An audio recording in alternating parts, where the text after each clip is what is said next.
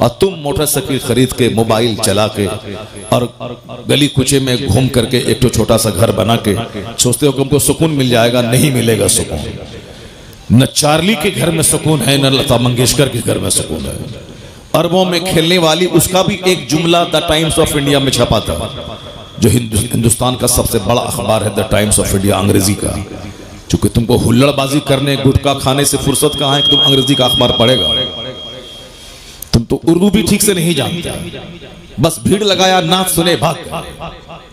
अब चाहे इस्लाम कुछ भी कहे, कुरान में जो आए, हदीस में जो आए, जहन्नम ही में चलेंगे, देखा जाएगा, मगर नाचेंगे, कूदेंगे। ये अक्लमंदी का तकाजा नहीं है। जुमा के खिताब और ईदैन की तकरीर और हर महफिल मिलाद का वाज किसी भी मजहब में समझाने का इतना सिस्टम नहीं है जो सिस्टम इस्लाम ने हमको दिया।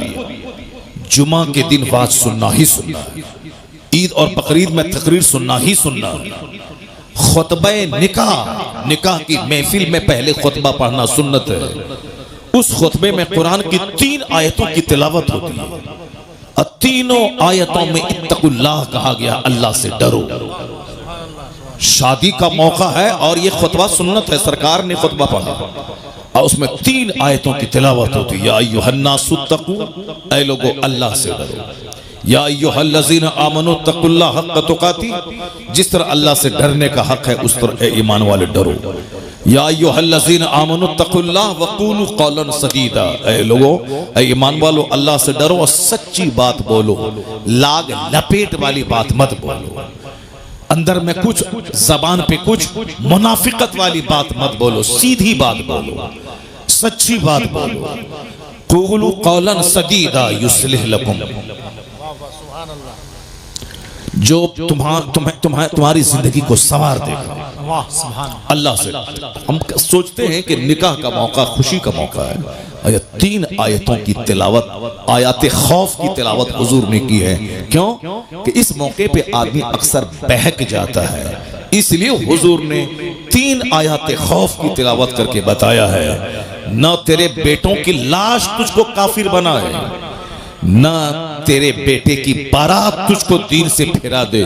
चाहे बेटे की बारात निकले तो भी तुम दीनदार बन के रहना, चाहे बेटी का जनाजा निकले तो भी तुम दीनदार बन के रहना।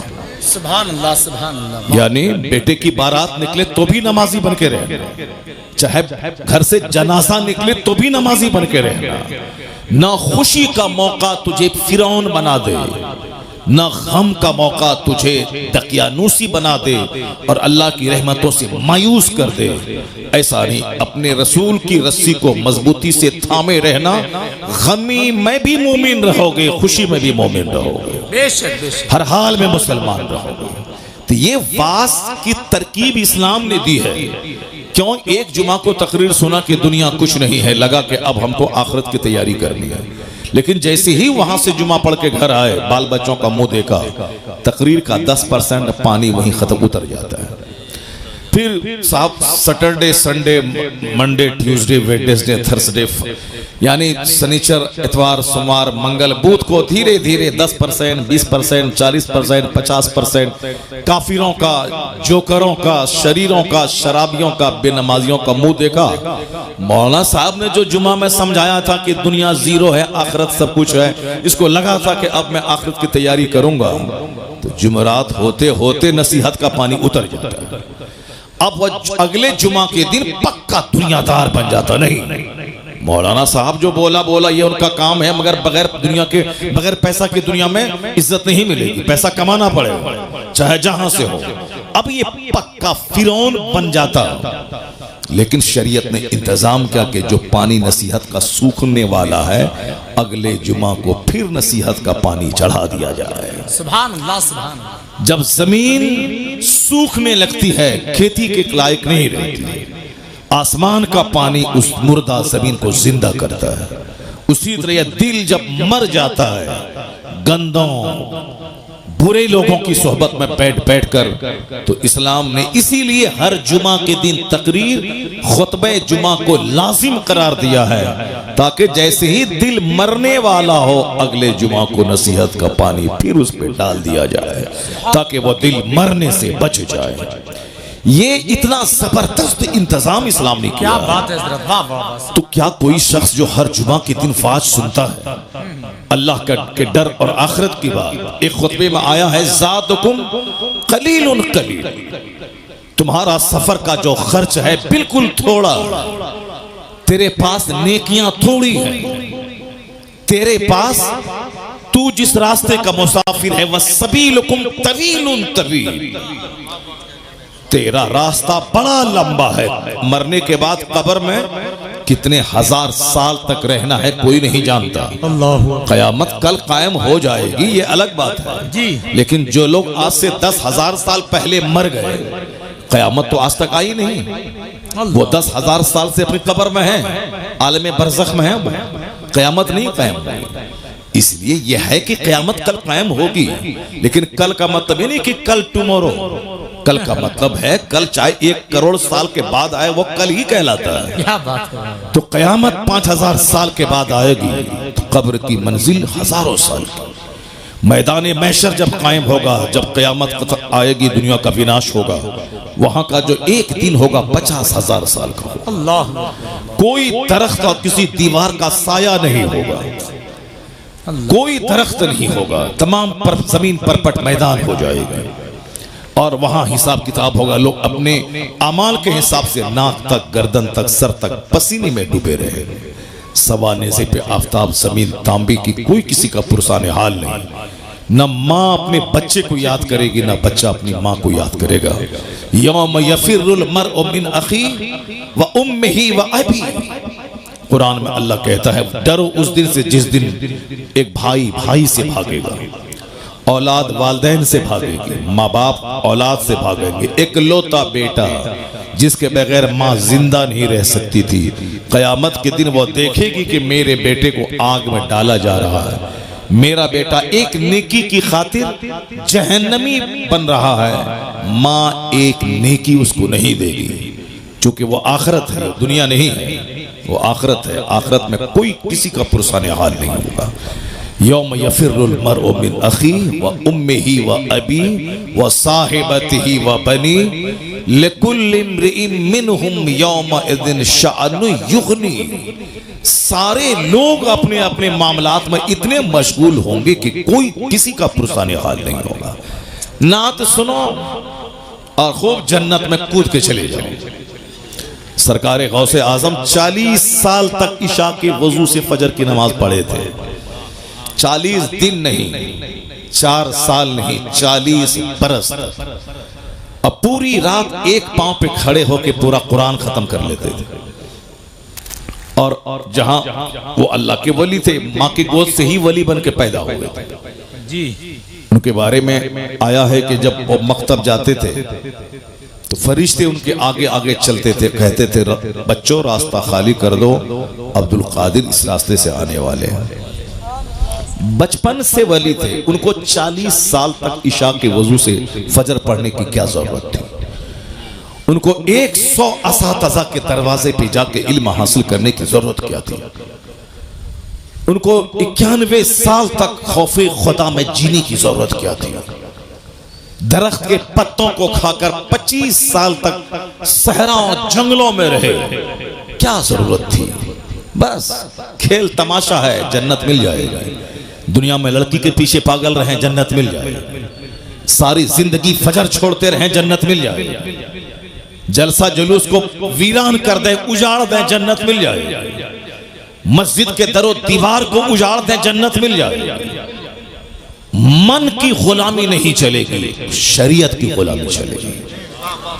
अल्लाह ने अपने महबूब को भेजा है, महबूब की पैरवी मैं दोनों जहान की भलाई जी। लोग ख्वाहिशात के गुलाम हो गए, जैसे काफिर ख्वाहिशात के गुलाम है। जिसको चाहा जब तक चाहा पूजा, और जब चाहा उठा के फेंक दिया उसको, और जिसके सामने चाहा सर झुका दिया। कभी दरख्त के सामने, कभी पेड़ के सामने, कभी छुचंदर के सामने, कभी बंदर के सामने, कभी नदी के सामने, कभी नाला के सामने, कभी गाय के सामने, कभी बैल के सामने, कभी सूरज के सामने, कभी उगते सूरज, कभी डूबते सूरज, न जाने कहां जिसके सामने जहां देखा सर झुका दिया। कोई चूंकि उसका हिसाब लेना देना नहीं है, कोई उसके पास कोई गाइडेंस नहीं है, इसलिए जिसको जहां देखा, जिसमें ताकत देखी, उसी को खुदा कह दिया। अल्लाह रब्बुल इज्जत ने मुसलमानों पे एहसान किया कि मेरी पेशानी बंदर के सामने जलील नहीं हो रही, हमारी पेशानी किसी दरख्त के सामने जलील नहीं हो रही, हमारी पेशानी किसी छुछंदर के सामने जलील नहीं हो रही, हम किसी सांप, किसी हाथी, किसी गाय को खुदा नहीं कह रहे हैं, एक खुदा को माना, बेशुमार जगहों पे पेशानी जलील होने से बच चलिए। ये इस्लाम लाने का सबसे बड़ा बेनिफिट यही है कि कहो ला इलाहा इल्लल्लाह, there is no any god but Allah, Allah मेरा माबूद है। अब जन्नत तो वहां मिलेगी, इस दुनिया में दर दर की ठोकर खाने से पेशानी बच गई। और यह दलील बनकर अल्लाह ने अपने महबूब को भेजा, दलील बनाकर। जो सूरज को पूजता है, मेरे मुस्तफा की उंगली का इशारा पाके सूरज डूबा वापस आ रहा। सूरज को तुमने ताकत देख करके खुदा कहा था ना, तो वो ताकतवर सूरज तो ताकतवर मुस्तफा के इशारे पे गुलामी कर रहा है।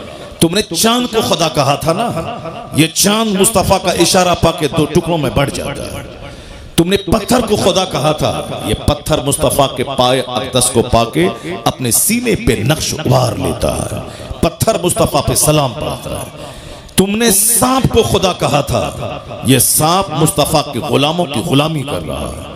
तुमने समंदर दरिया को खुदा कहा था, वो दरिया मुस्तफा के गुलामों के लिए धूल में तब्दील हो जाता है।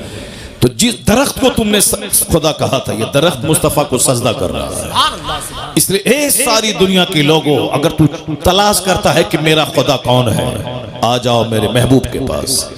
जिन जिन चीजों की तू परस्तिश करता है, जिसको खुदा कहता है, वो सारी चीजें मुस्तफा के इशारे पे गर्दिश कर रही है।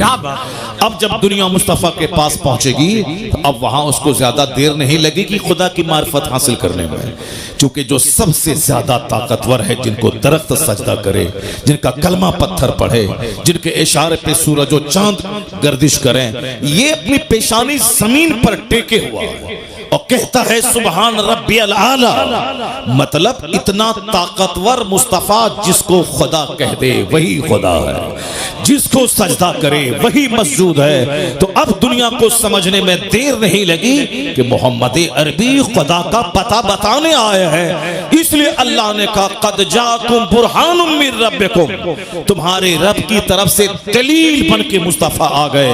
मुस्तफा को देखो, खुदा समझ में आएगा, इन्हें देख ले, दुनिया की सच्चाई समझ में आ जाएगी, आखिरत की सच्चाई समझ में आ जाएगी। बहुत अच्छा हज़रत। मुस्तफा दोनों जहान की वास्तविकता को बताने आए हैं। अब जाहिर सी बात है, जो हुजूर को पढ़ेगा वो जानेगा, जो सरकार दो जहां की बायोग्राफी का मुताला करेगा वो जानेगा, और जो तमाशा देखेगा जाएगा तो सारी जिंदगी कलमा भी ठीक से नहीं पढ़ पाएगा। अत्तहियात तो सारे लोग पढ़ते हैं, लेकिन अत्तहियात करोड़ों में कोई पढ़ता है। सुबहान रब्बियल आला तो मर्द औरतें करोड़ों की तादाद में लोग पढ़ते हैं, लेकिन सुबहान रब्बियल आला एक लाखों में कोई पढ़ता है। क्या बात है। सजदा, अभी भी मैंने मस्जिद में आज देखा एक आदमी को सजदा करते हुए, बस ऐसे ही जैसे चोंच मार रहा है। जब सजदा में सारे पार्ट्स का सजदे की हालत में ठहरना जरूरी है, फिर वो बैठ जाए तो सारे पार्ट्स अपनी जगह पे सेट हो जाए, फिर उसके बाद दूसरा सजदा करे। लेकिन वो ऐसे घुसता, ऐसे करता, चोंच मारता है। वो अपने मन में तो मैं नमाज पढ़ रहा हूँ, जाहिर सी बात है वो नात सुन के भाग जाएगा। वो कैसे जाने कि हदीस में क्या आया, वो कैसे जाने कि कुरान में क्या आया। जो नात पढ़ता है वो हदीस नहीं पढ़ता है, वो भी तो सारी जिंदगी नात ही पढ़ेगा, वो भी नहीं जान पाएगा कि इस्लाम क्या है, सुन्नियत क्या है। इसलिए मैं अक्सर कहता हूं कि नात पढ़ना जरूरी नहीं है, नमाज पढ़ना जरूरी है, दीन सीखना जरूरी है। जो जरूरी है उसको करते नहीं है। 2 टका कमाने के लिए साहब लोगों को बेवकूफ बना रहे हैं। 2 टका कमाने के लिए साहब अपने खरबों की जन्नत को दांव पे लगाए हुए हैं 2 टका कमाने के लिए। जैसे तुम इंजीनियर बनते हो 2 टका कमाने के लिए, तुम डॉक्टर बनते हो 2 टका कमाने के लिए, तुमको न नमाज की फिक्र है, न रोजे की फिक्र है, न आखिरत की फिक्र है, न कब्र के सवाल जवाब की फिक्र है, न कुरान पाक में जो खरबों नसीहतें हमारे लिए हैं उसके पढ़ने की फिक्र है। बस physics, chemistry, biology, zoology, botany पढ़ा, नौकरी मिली, 1 लाख रुपए महीना कमाया, पेट भरा, छोटा सा घर बना, छोटी सी स्विफ्ट खरीदी और इतराया, चक्कर आया, गिरे, मर गए। अब सारी दुनिया खत्म। अब जहां गए वहां का एक दिन 50,000 साल के बराबर। ये बताओ क्या करोगे वहां, क्या होगा वहां? ना कोई पुरसाने हाल नहीं होगा वहां। वहां ये नहीं बोलेगा कि मालिक हम नहीं जानते थे, नहीं। तो जुमा के दिन तुमको बताया जाता था कि अल्लाह हक है, कुरान हक है, नबी हक है, जन्नत जहन्नम हक है। हर दिन की किताब में तुमको बताया जाता था कि जन्नत हक है, जहन्नम हक है, कुरान हक है। ये आखिरत तुम रोजाना लाशों को कांधे पे उठाते थे जो तुम्हारी तरह तुमसे ज्यादा ताकतवर था, लेकिन फजर के बाद उसकी मौत का ऐलान हुआ, जोहर के बाद तुम उसको दफन करके कब्र से आ गए, मगर फिर भी तुमको होश नहीं आया कि हो सकता है कल फजर के बाद मेरी मौत का ऐलान हो जाए। अल्लाह अल्लाह। तुम ये सोचे कि ये मरा है, मैं तो नहीं मरूंगा, इसलिए तुम दुनिया में मस्त रहे। अजान की आवाज तुझको बुलाती थी कि खाना पीना तो सूअर छुछंदर सबको अल्लाह रोजी देता है। वमा मिन दाब्बतिन फिल अर्द इल्ला अल्लाह रिज़्क़ुहा। कुरान साफ कहता है कि जमीन पे चलने वाला कोई चौपाया ऐसा नहीं है जिसकी रोजी का जिम्मा अल्लाह ने ना लिया हो। काफिर अल्लाह को गाली देता है मगर अल्लाह उसे भी रोजी देता है। जो अपनी इज्जत बेचकर तवाइफ के कोठे पे 2 रुपया कमाती है, अल्लाह उसे भी रोजी देता है।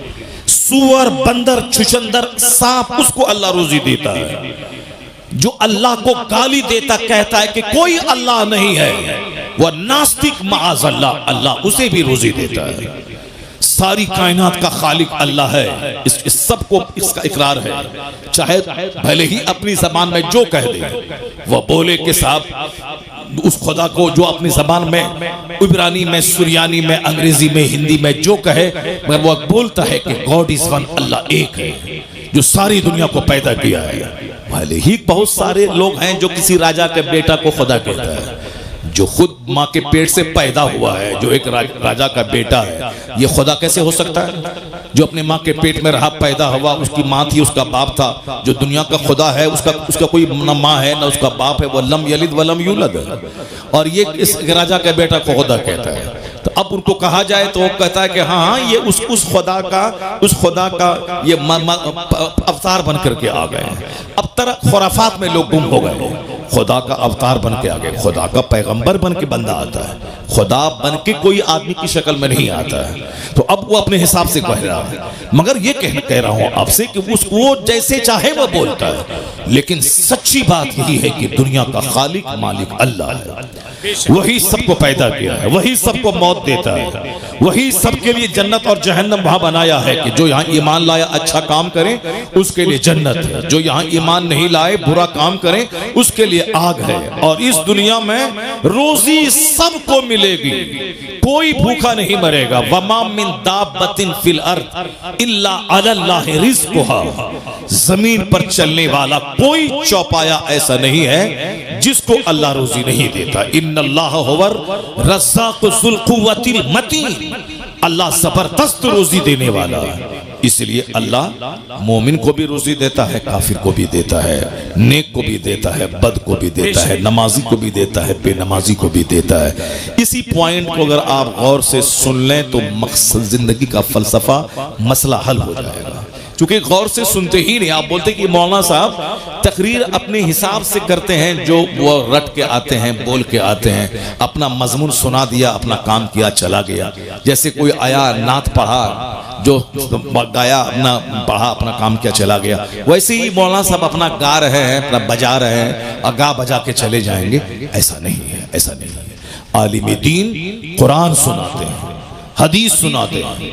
ये वो काम है जो अंबिया और मुरसलीन के गुलाम बनकर उलमाए कराम कर रहे हैं। यही पैगाम अंबिया कराम पहुंचाते थे कि तुम अपना मकसद हयात पहचानो, तुम जानो कि तुम क्यों पैदा हुए और उलमा अंबिया के वारिस बनकर तुम तक सच्चाई पहुंचाते हैं कि दुनिया की वास्तविकता क्या है, हकीकत क्या है, हम क्यों पैदा होते हैं, क्यों मर जाते हैं। ये सच्चाई यही है कि रोजी सबको मिलेगी। जो रोजी सबके लिए है उसके लिए मेहनत देखिए कितनी है।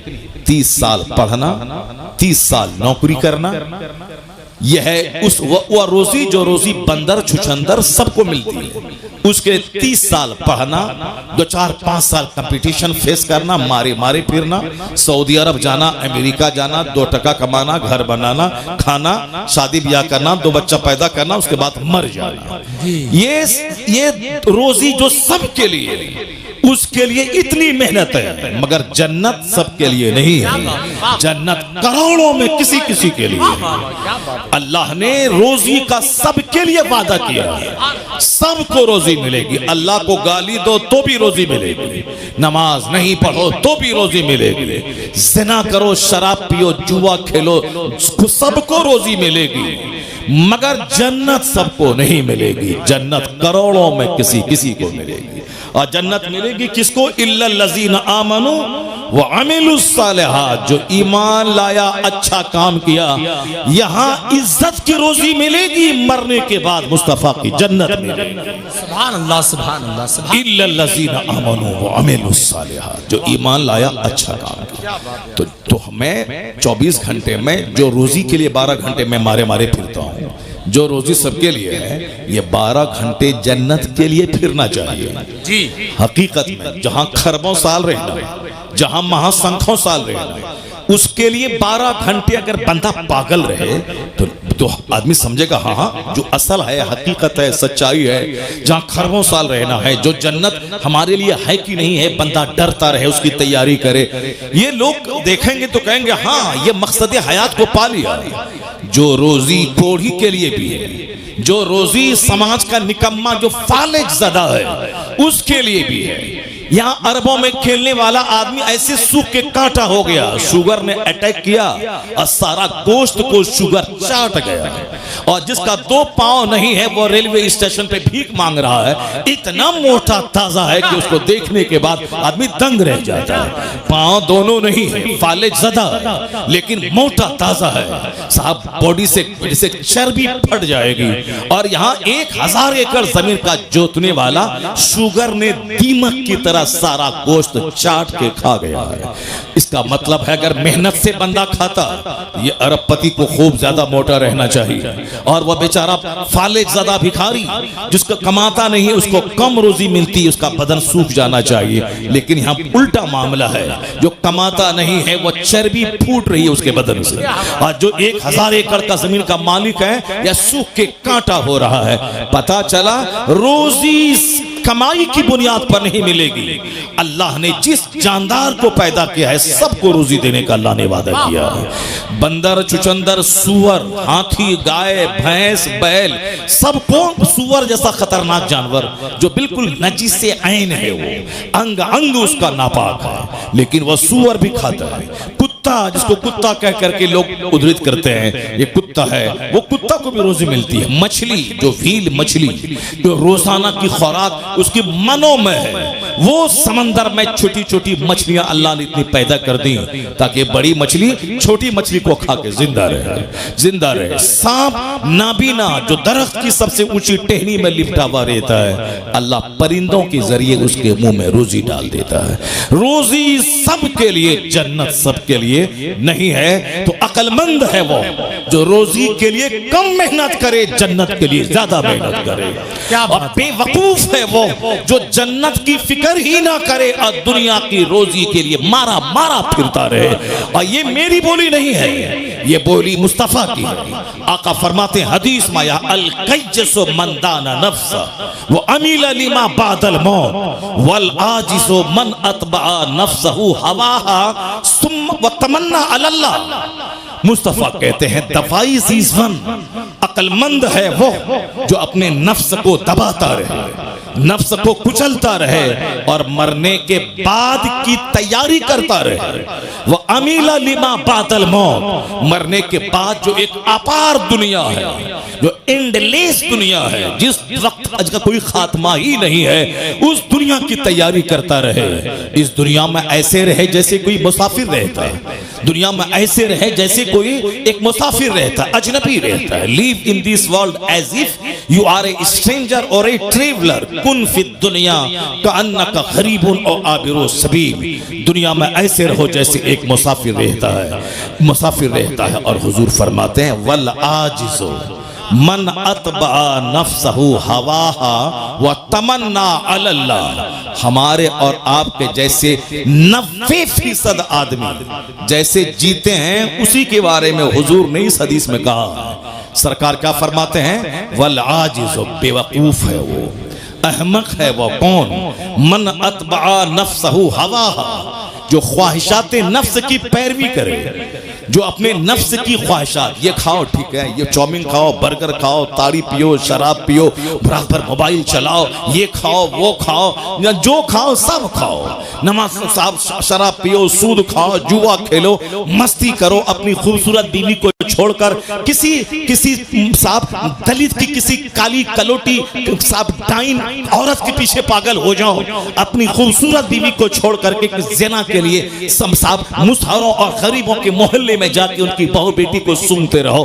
बड़े बड़े अरबपति खूबसूरत बीवी को छोड़ के मजदूरी करने वाली, खेत में जो नापाक रहने वाली, काली कलोटी गंदा रहने वाली उस औरतों के पीछे पागल रहता है, और घर में अपनी खूबसूरत हूर जैसी बीवी से लड़ाई करता है, उसको गाली देता है, मारता है, उसको बाप के घर भेज देता है, और हमेशा नापाक रहने वाली भोंडी और साहब जिद्दी और काली कलोटी भूतनी चोड़ेल के पीछे पागल रहता है। बेशुमार लोगों की कहानियां समाज के अंदर मौजूद हैं। क्या क्या कहा, ये नफ्स की पैरवी करे, वह तमन्ना अल्लाह, और उम्मीद लगा के बैठे कि अल्लाह जन्नत दे देगा, वह तमन्ना अल्लाह, और उम्मीद लगा के बैठे कि अल्लाह जन्नत दे देगा।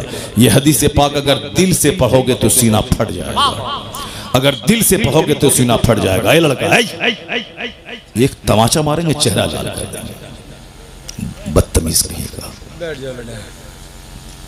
बाप तो नात सुन के भाग गया, तुम क्यों बैठा हुआ है, भागो घर में।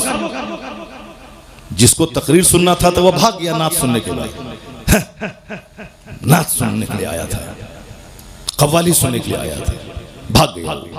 अब हदीस कौन सुनेगा, ये बंदर जो हंस रहा, बताइए, ये सामने हंस रहा, ये हंसने वाला बच्चा बैठा हुआ। अब बाप इसका नात सुन के भाग गया। अब सुबह उठेगा कल को दाल पसनी लेगा और कमाने के लिए दिन भर चला जाएगा, दिन भर मारे मारे फिरेगा, और 2 रुपया कमाएगा, बोलेगा हमसे बड़ा कोई नहीं। एक छोटा सा घर बना लेगा, बोलेगा हमसे बड़ा कोई नहीं। एक छोटी सी स्विफ्ट खरीद लेगा, बोलेगा हमसे बड़ा कोई नहीं। लता मंगेशकर के पास करोड़ों की कार थी, खरबों का बंगला उसका बंबई में मौजूद है, लेकिन वह बोली थी मन नहीं लगता है दिल दुनिया में। I like to leave this world, मैं इस दुनिया को छोड़ना चाहती हूँ। द टाइम्स ऑफ इंडिया अखबार में उसकी इंटरव्यू छपा था उसका, और उसमें वह बोलती कितना गाने सुनूं, कितने अपने घर के सरो सामान को देखूं, सजाऊं, उलट पुलट करूं, ये फूल का गमला उधर, उसका गमला इधर, दिन भर क्या करूं, पैसों की कोई तो है नहीं, करोड़ों के जेवर, कभी अमेरिका, कभी यूरोप, कभी नॉर्वे, कभी फ्रांस, कभी जर्मनी, कभी कनाडा, कभी थाईलैंड की राजधानी बैंकॉक, कभी मलेशिया, कभी इंडोनेशिया, कहाँ नहीं घूमी वो औरत। बुलबुले हिंद कहलाती थी, लेकिन वो बोली कि जिंदगी में अब मजा नहीं है, मैं मरना चाहती हूँ। चार्ली चैपलिन, जिंदगी में मजा नहीं है, अब मैं रोना चाहता हूँ। और तुम स्विफ्ट, गुटखा और सिगरेट और छोटा सा बगैर प्लास्टर के घर लेकर के तुम मजा लेना चाहते हो, कैसे मजा मिलेगा? वहां खरबों में खेलने वाला तो मरना चाहता है, वहां खरबों में खेलने वाली मरना चाहती है। तो अब तुम्हारा अकीदा रोशन हो रहा है, तुम्हारे कुरान का पैगाम सर चढ़ के बोल रहा है। क्या बोल रहा है कि दुनिया ने तो सोचा था फैक्ट्री डालूंगा मजा मिल जाएगा, बंबई में घर खोद बनाऊंगा मजा मिल जाएगा, लंदन घूमूंगा मजा मिल जाएगा। अरे अल्लाह ने मजा लंदन घूमने में रखा ही नहीं है, न सोफा में, न गद्दा में, न इनोवा में, न फॉर्चूनर में, न जागवार कंपनी की 10 करोड़ की कार में, न बंबई के 100 मंजिला मकान में, न बुर्ज खलीफा दुबई में, न अमेरिका के साथ व्हाइट हाउस में। तो सुकून है कहां? इंजीनियर जहर खा के मर रहा है, वो डॉक्टर कलकत्ता का देखा, अब वो जेल में सड़ेगा, फांसी की सजा उसको होगी, अरबों में खेलने वाला, मगर वही ख्वाहिशात की गुलामी ने तबाह किया। पता ये चला कि सुकून न डॉक्टर बनने में है, न इंजीनियर बनने में है, न अमेरिका घूमने में है, न मकान बनाने में है, न 50 कपड़ा डेली चेंज करने में है। तो सुकून है कहां? अल्लाह अला बिज़िक्रिल्लाह तत्मइन्नुल कुलूब। कुरान कहता जान ले जहां इबादत है वहां सुकून है, जहां जिक्र है वहां सुकून है। ये दिलों को सुकून अल्लाह की याद ही में मिल सकता है। नारे तकबीर, नारे रिसालत, मसलके आला हजरत। सुभान अल्लाह, सुभान अल्लाह। अला बिज़िक्रिल्लाह तत्मइन्नुल कुलूब। आज सबको दिल की बीमारी लगी हुई है। क्यों? इस दिल में अल्लाह की याद के अलावा सब कुछ है। इस दिल में बीवी है, बच्चा है, शादी है, बियाह है, इस दिल में सब कुछ है। अल्लाह ही नहीं जो हमारा हकीकी मालिक, हमारा खालिक, हमें मारने वाला, हयात देने वाला, जन्नत देने वाला, रोजी देने वाला है, वो अल्लाह की मोहब्बत ही दिल में नहीं। मर्द को रहना चाहिए जलसे में, तो वहां वो बैठी हुई है, वो सब बताइए। जिसको गप करने से फुर्सत नहीं है वो बैठी हुई है। वो भी बोलती है कि फला शायर को बुलाइए और उस शायर को ये बोलो कि फला नात पढ़े। एक औरत आप लोगों से बोली कि मौलाना साहब आ रहे हैं, इनकी तकरीर हम सुनते हैं नेट में, और उनको बोलिए कि वो हदीस पाक पढ़े जो वहां पढ़े थे। किसी को बोला? नहीं बोला। लेकिन वो उसमें से बहुत सारी हैं जो आपको बोली होगी। बोले कि मैं हुजूर आपको देखना चाहता हूँ, ये कलाम पढ़वाइएगा।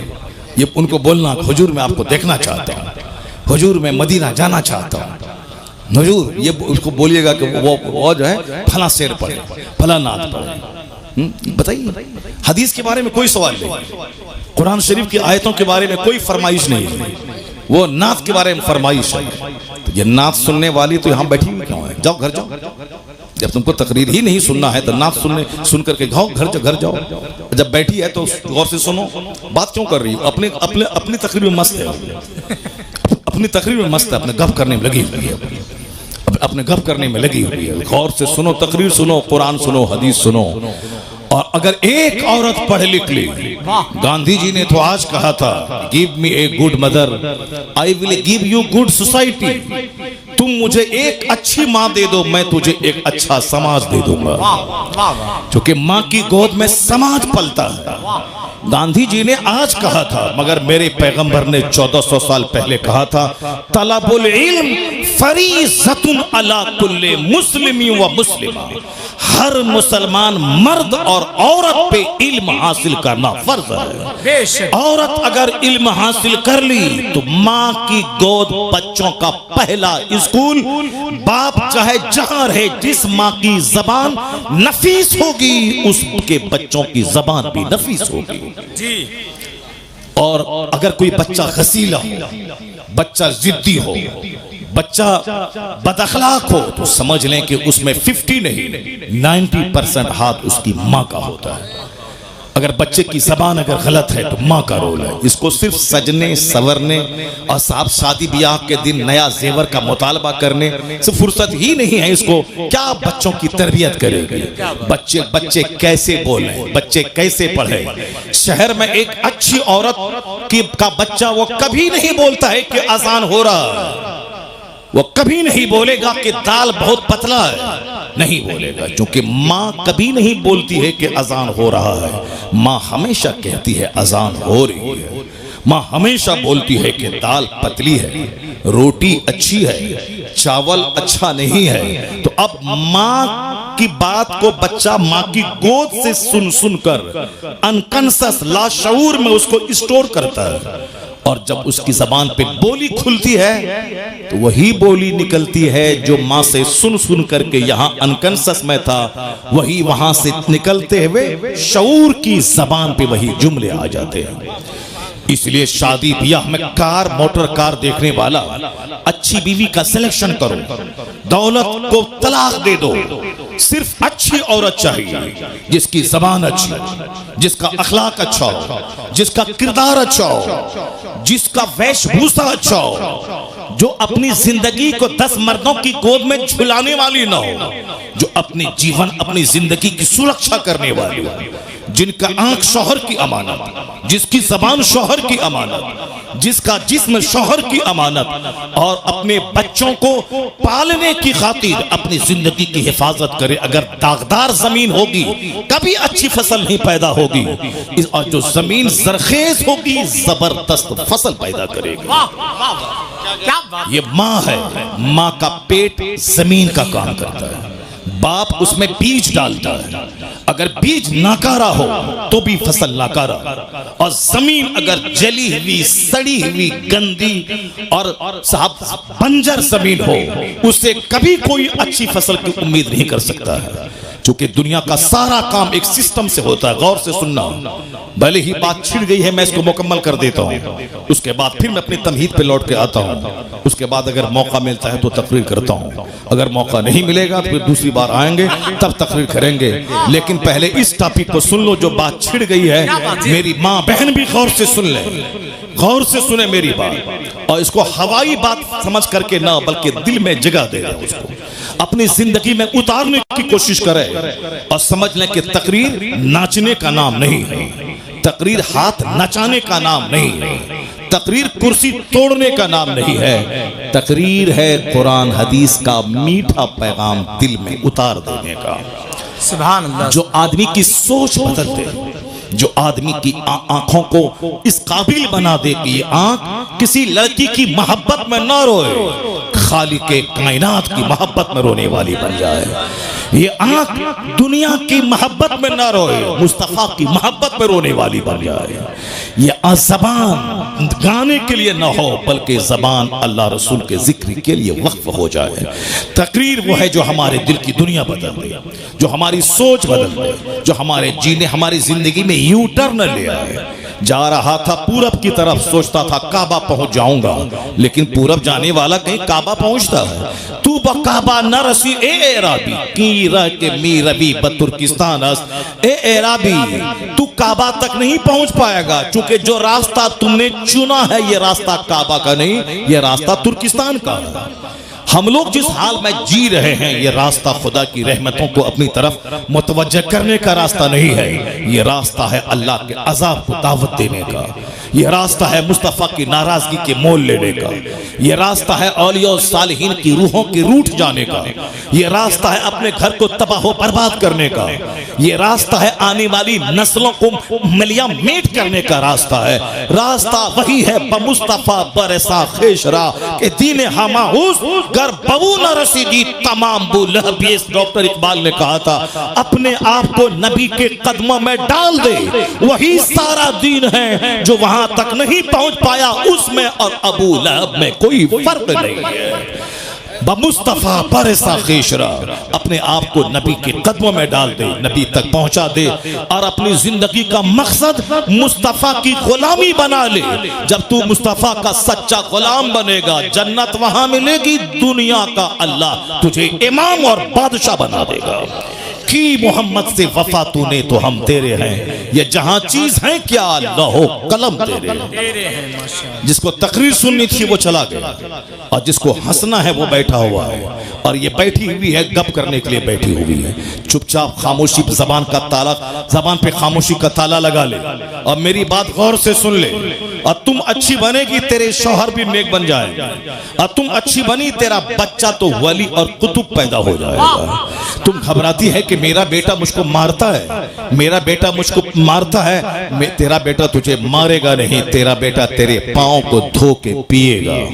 अगर तुम अच्छी माँ बन गई तो तेरा बेटा तेरे पाँव को चूमेगा, बोलेगा यहाँ चूमने से जन्नत की खुशबू आती है। अगर तुम बच्चों को बता दे कि मुस्तफ़ा क्या है, मुस्तफ़ा की तालीमात क्या है, और ऐसा नहीं होता कि पीर साहब आए हैं तेल से फुकवा दो, जरा पानी फुकवा दो पीर साहब से, हमारा बेटा अच्छा हो जाएगा। पानी से फूकने से बेटा अच्छा होता है, तेल फूकने से बेटा अच्छा होता है। ऐसा पीर साहब आ गए और साहब एक तावीज दे दिया तो बेटा अच्छा हो जाएगा। जो भरम में जी रहे हो इस भरम को हटा दो। पीर का मतलब होता है खुदा का रास्ता दिखाने वाला, पीर का मतलब है मुस्तफ़ा से जोड़ने वाला, पीर का मतलब है जो इस कदर नमाज पढ़े कि उनका मुरीद उसको देख के नमाजी बन जाए। पीर का मतलब है वो इस तरह अल्लाह से डरे रोए कि उनके सजदे को देखकर मुरीदों के सीने का जंग साफ हो जाए। इसके अलावा कोई दूसरा रास्ता नहीं। अगर पीर गुटखा खोर और 100 सिगरेट डेली पिएगा, मुरीद 200 सिगरेट डेली पिएगा। तुम्हारा पीर बोलता है कि तुम बोलते हो मेरे पीर को गुटखा बहुत पसंद है, सिगरेट पसंद है, तुम्हारे पीर को सिगरेट पसंद है, मेरे पीर को बरेली में किताब पसंद है। सुभान अल्लाह। 75 साल की उम्र में भी किताब का मुताला नहीं छोड़ा। उनको लोग तोहफे में किताब देते थे और तुम अपने पीर साहब को तोहफे में सिगरेट देते हो। जो जाहिर सी बात है तुम्हारा कसूर नहीं है, कसूर पीर साहब का है। तुमको जब मालूम है कि मेरे पीर की जो पसंद है वो गिफ्ट देना चाहिए, तो पीर की पसंद है पुड़िया, पीर की पसंद है शुद्ध पलस, पीर की पसंद है पान परा, पीर की पसंद है क्या रजनीगंधा, पीर की पसंद है। तो अब मुरीद वो पसंद वाली चीज लाके देता है। और जब मुरीद देखेगा पीर को पसंद है सजदा, पीर को पसंद है तस्बीह, पीर को पसंद है मुसल्ला, पीर को पसंद है किताब, पीर को पसंद है कुरान की तिलावत, तो वो रजनीगंधा नहीं देगा। मुरीद तस्बीह, मुसल्ला, कुरान पाक, मुसहफ लेके पीर को तोहफा पेश करेगा। मेरा मुर्शिद खुश हो जाएगा कुरान पाक की तिलावत से। मेरा मुर्शिद एक बरेली में था, बुढ़ापे में भी किताबों का मुताला नहीं छोड़ता। सुभान अल्लाह। जब भी देखा किताब पढ़ता देखा, जब भी देखा वाज़ो नसीहत करता देखा, जब भी देखा अम्र बिल मारूफ करता देखा। अमेरिका में रहे वही दीन की फिक्र, बरेली में रहे वही दीन की फिक्र, बस मुरीदों के बीच रहे वही दीन की फिक्र, तन्हाई में रहे तो जबान पे जिक्र और दुरूद जारी है। वह कौन था? 10 करोड़ मुरीदों का मुर्शिद बरहक, अपने वक्त का कुतुब अब्दाल, अख्तर रज़ा का अज़हरी ताजुल शरीयत। वाह वाह वाह। जब भी देखा मुताला करता देखा, जब भी देखा फतवे का जवाब देता देखा, जब भी देखा मुफ्तियों की झुरमुट में देखा। एक पीर साहब है उस इलाके में, गोंडों की झुरमुट में रहता है, गोंडों की झुरमुट में रहता है। ये लुच्चा, ये लफंगा, ये बरोकर, ये दलाल, ये साहब लठेत, ये मारधाड़ करने वाला, ये चोर, ये ममाली, ये बदमाश, ये साहब बदमाशी का रैकेट चलाने वाला।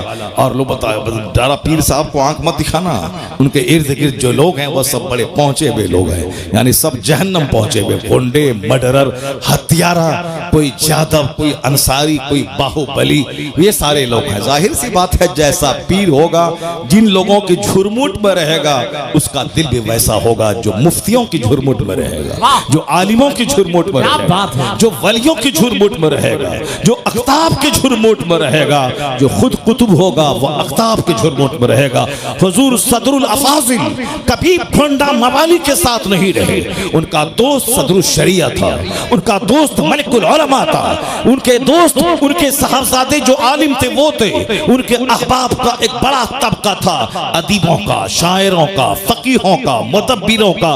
यही वजह है जो जैसा होता है उसका दोस्त वैसा होता है, और बंदा दोस्त के दीन पर होता है। इसलिए हुजूर ने कहा था 1400 साल पहले, अर्रजुलु अला दीने खलीली फलयंजुर अहदुकुम मन युखालिल। आदमी अपने दोस्त के दीन पर होता है, तो दोस्ती करने से पहले देख लेना कि तेरा दोस्त कैसा है। अगर दीनदार हुआ तो तुझे दीनदार बना देगा, अगर बेदीन हुआ तो तेरा दीन लूट के खा जाएगा। क्या बात है। अर्रजुलु अला दीने Khalili. A man is on the religion of his friend, so watch to whom you befriend. आदमी अपने दोस्त के दीन पर होता है। वाच देख लो कि तुम किससे दोस्ती कर रहे हो। वह चोर है, चोर बना देगा। बदअकीदा है, बदअकीदा बना देगा। वह ज़िनाकार है, तुझे ज़ानी बना देगा।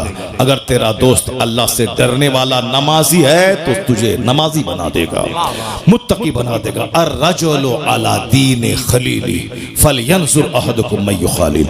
बातें हमारी होती रहेंगी। मैं तमहीद यहाँ रोक करके मैं पहले वो चैप्टर में खोलता हूँ जो बात जबान पे आ गई है, ये वरना ये भाग जाएगी और हमारी तकरीर सुन नहीं पाएगी।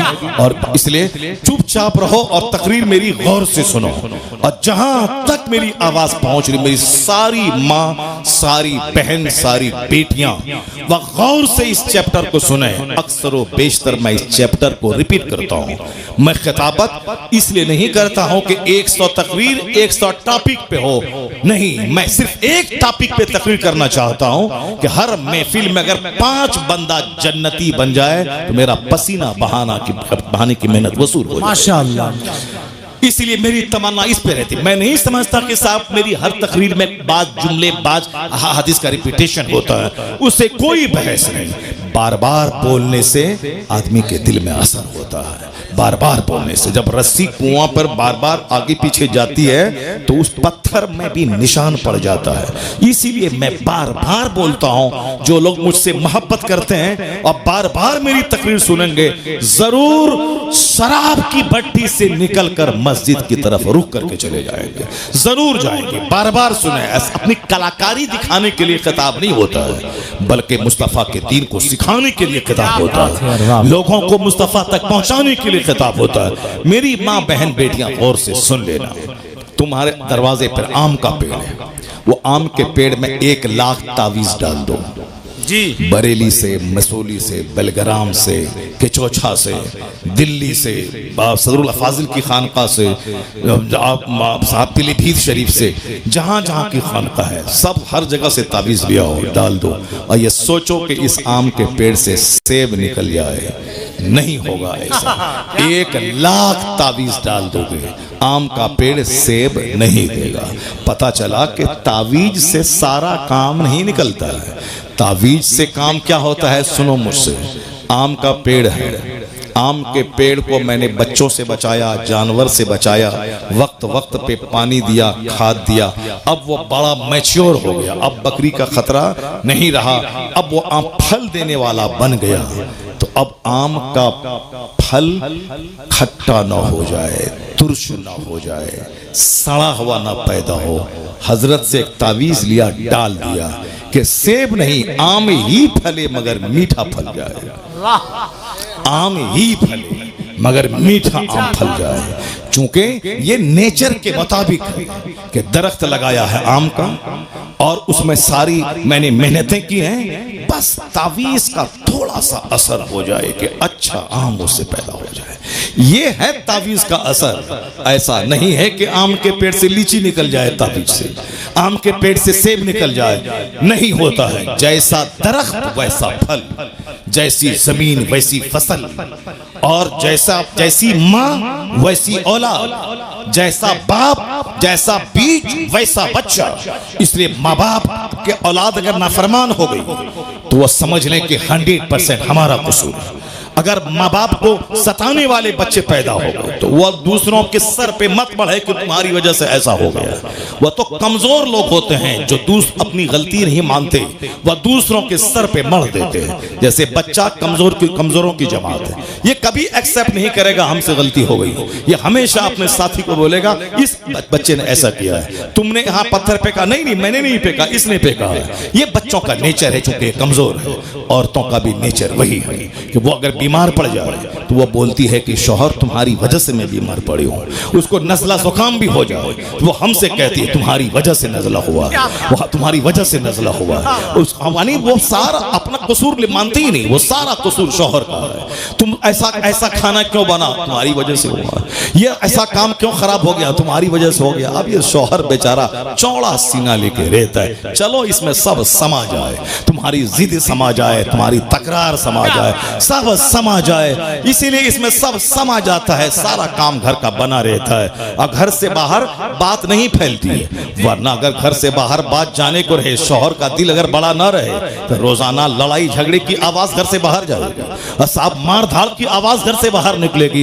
वो तो शौहर का दिल अल्लाह ने इतना बड़ा बनाया है कि जैसे कोई गंगा नदी हो, उसमें मुरादाबाद का सारा कचरा समा जाता है, उसी तरह इसमें सब समा जाता है। उसकी जीद, उसके तकरार, उसकी लड़ाई, उसका झगड़ा सब समा जाता है इसमें, इतना चौड़ा है। वरना डेली लड़ाई हो और डेली झगड़ा हो और सारे समाज के लोग दीवार में कान लगा के लड़ाई की आवाज सुने, नहीं होता है ऐसा। वो नाकिसुल अक्ल है, उसके पास अक्ल कम है, मगर अल्लाह ने मर्द को ताकतवर बनाया है। और हुजूर ने कहा है कि ये टेढ़ी पसली से पैदा हुई है, इसको सीधा करने की कोशिश मत करना, सीधा करना चाहोगे तो टूट जाएगी और टूटना तलाक है, समाज बर्बाद हो जाएगा।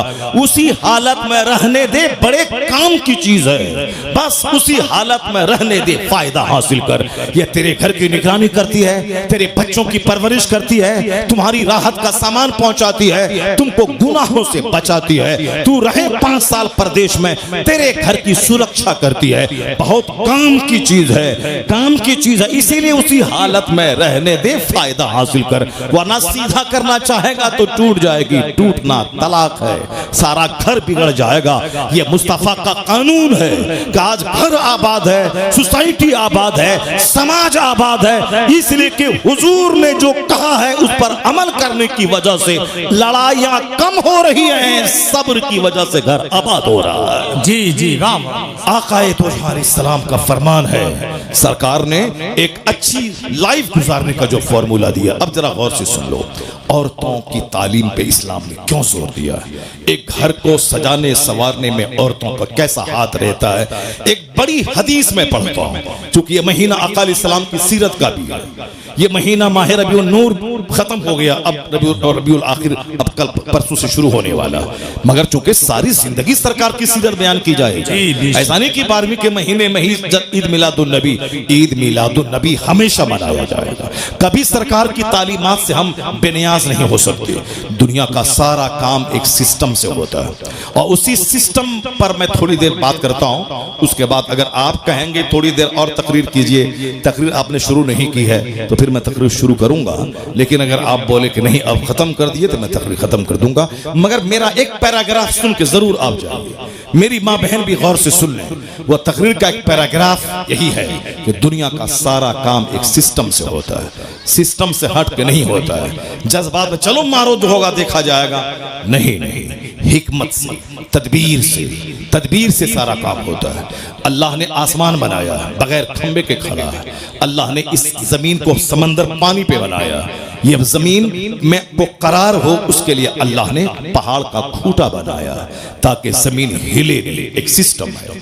अल्लाह ने सूरज बनाया ताकि सारी जमीन रोशन हो, अल्लाह ने रात में सूरज के छुपाने के बाद चांद दिया है ताकि लोगों का वहशत से सीना फट न जाए, ये सारा एक सिस्टम है। अल्लाह ने हमारे ऑक्सीजन के लिए दरख्त को पैदा किया, ये सिस्टम का हिस्सा है। अल्लाह ने हमारे लिए रोटी और चावल दिया, अल्लाह ने हमारे लिए वेजिटेबल्स पैदा किया, मगर हमारे जिस्म को गोश्त भी चाहिए, इसलिए अल्लाह ने परिंदों को पैदा किया, अल्लाह ने जानवरों को पैदा किया। ये मुर्ग हमारे लिए, ये परिंदे हमारे लिए, ताकि सब्जी ही नहीं तुम्हें गोश्त भी खाना है और गोश्त ही से काम नहीं चलेगा, तुम्हें मछली भी खाना है। इसलिए अल्लाह ने मछली जैसी जबरदस्त मखलूक को समंदर में पैदा किया ताकि कभी मछली खाओ, कभी गोश्त खाओ, कभी सब्जी खाओ, कभी कद्दू खाओ। ये और बात है कि सब्जियों में बाज सब्जियां बहुत ज्यादा फायदा मंद है, ये और बात है कि गोश्त में बाज गोश्त बहुत फायदा मंद है। ये और बात है कि मछलियों में बाज मछलियां बहुत फायदेमंद है। जैसे एक मछली हमारे इलाके में उसको कहा जाता है निरोग मछली, उसको सिंगी मछली बोलते हैं। अब पता नहीं यहाँ क्या बोला जाता है। 700-800 रुपए केजी मछली मिलती है, लोग उसे खरीद के खाते हैं क्योंकि वो मछली में बहुत विटामिन है और बीमार लोग जूद हजम है वो मछली। कद्दू सब्जियों में सबसे सुपीरियर सब्जी है कद्दू। कद्दू बहुत जल्द हजम हो जाने वाले सब्जी और ये सरकार की पसंद भी है और सर्दी के लिए भी मुफीद है, गर्मी के लिए भी मुफीद है, हर मौसम के लिए मुफीद है। कद्दू जिसको आप लौकी कहते हैं वह सब्जी बहुत जबरदस्त, उसका कोई जवाब नहीं है। अपने घर में उसको आदतन इस्तेमाल करें, जो सब सस्ती भी है और जबरदस्त भी है। उसके साथ जिसको भी मिक्स कर दें सब में लाजवाब काम करता है वो।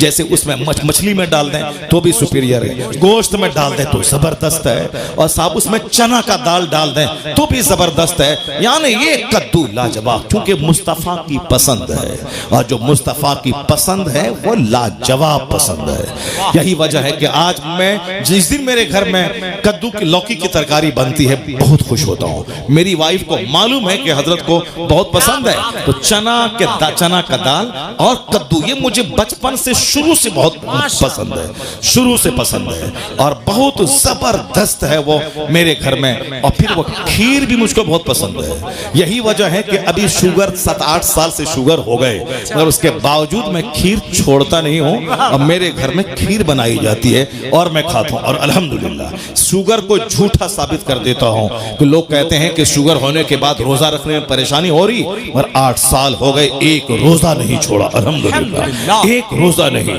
और कोई परेशानी नहीं होती है। और शुगर वाले को कहते हैं कि भाई इसको हर 1 घंटे के बाद खाना चाहिए, डॉक्टर बताते हैं, और कहते हैं कि हमेशा पानी पीना हल्का सूखता रहता है। मगर मैं 2.5 घंटे तकरीर किया हूँ और अभी भी आज 2 घंटे तकरीर करूंगा मैं, चाहे तुम भाग जाओ, चाहे कोई यहाँ नहीं रहेगा, सब कोई नहीं रहेगा, मैं तकरीर करूंगा 2 घंटा। तो सब लोग भाग जाए, 2 घंटा से कम मैं नहीं बोलूंगा।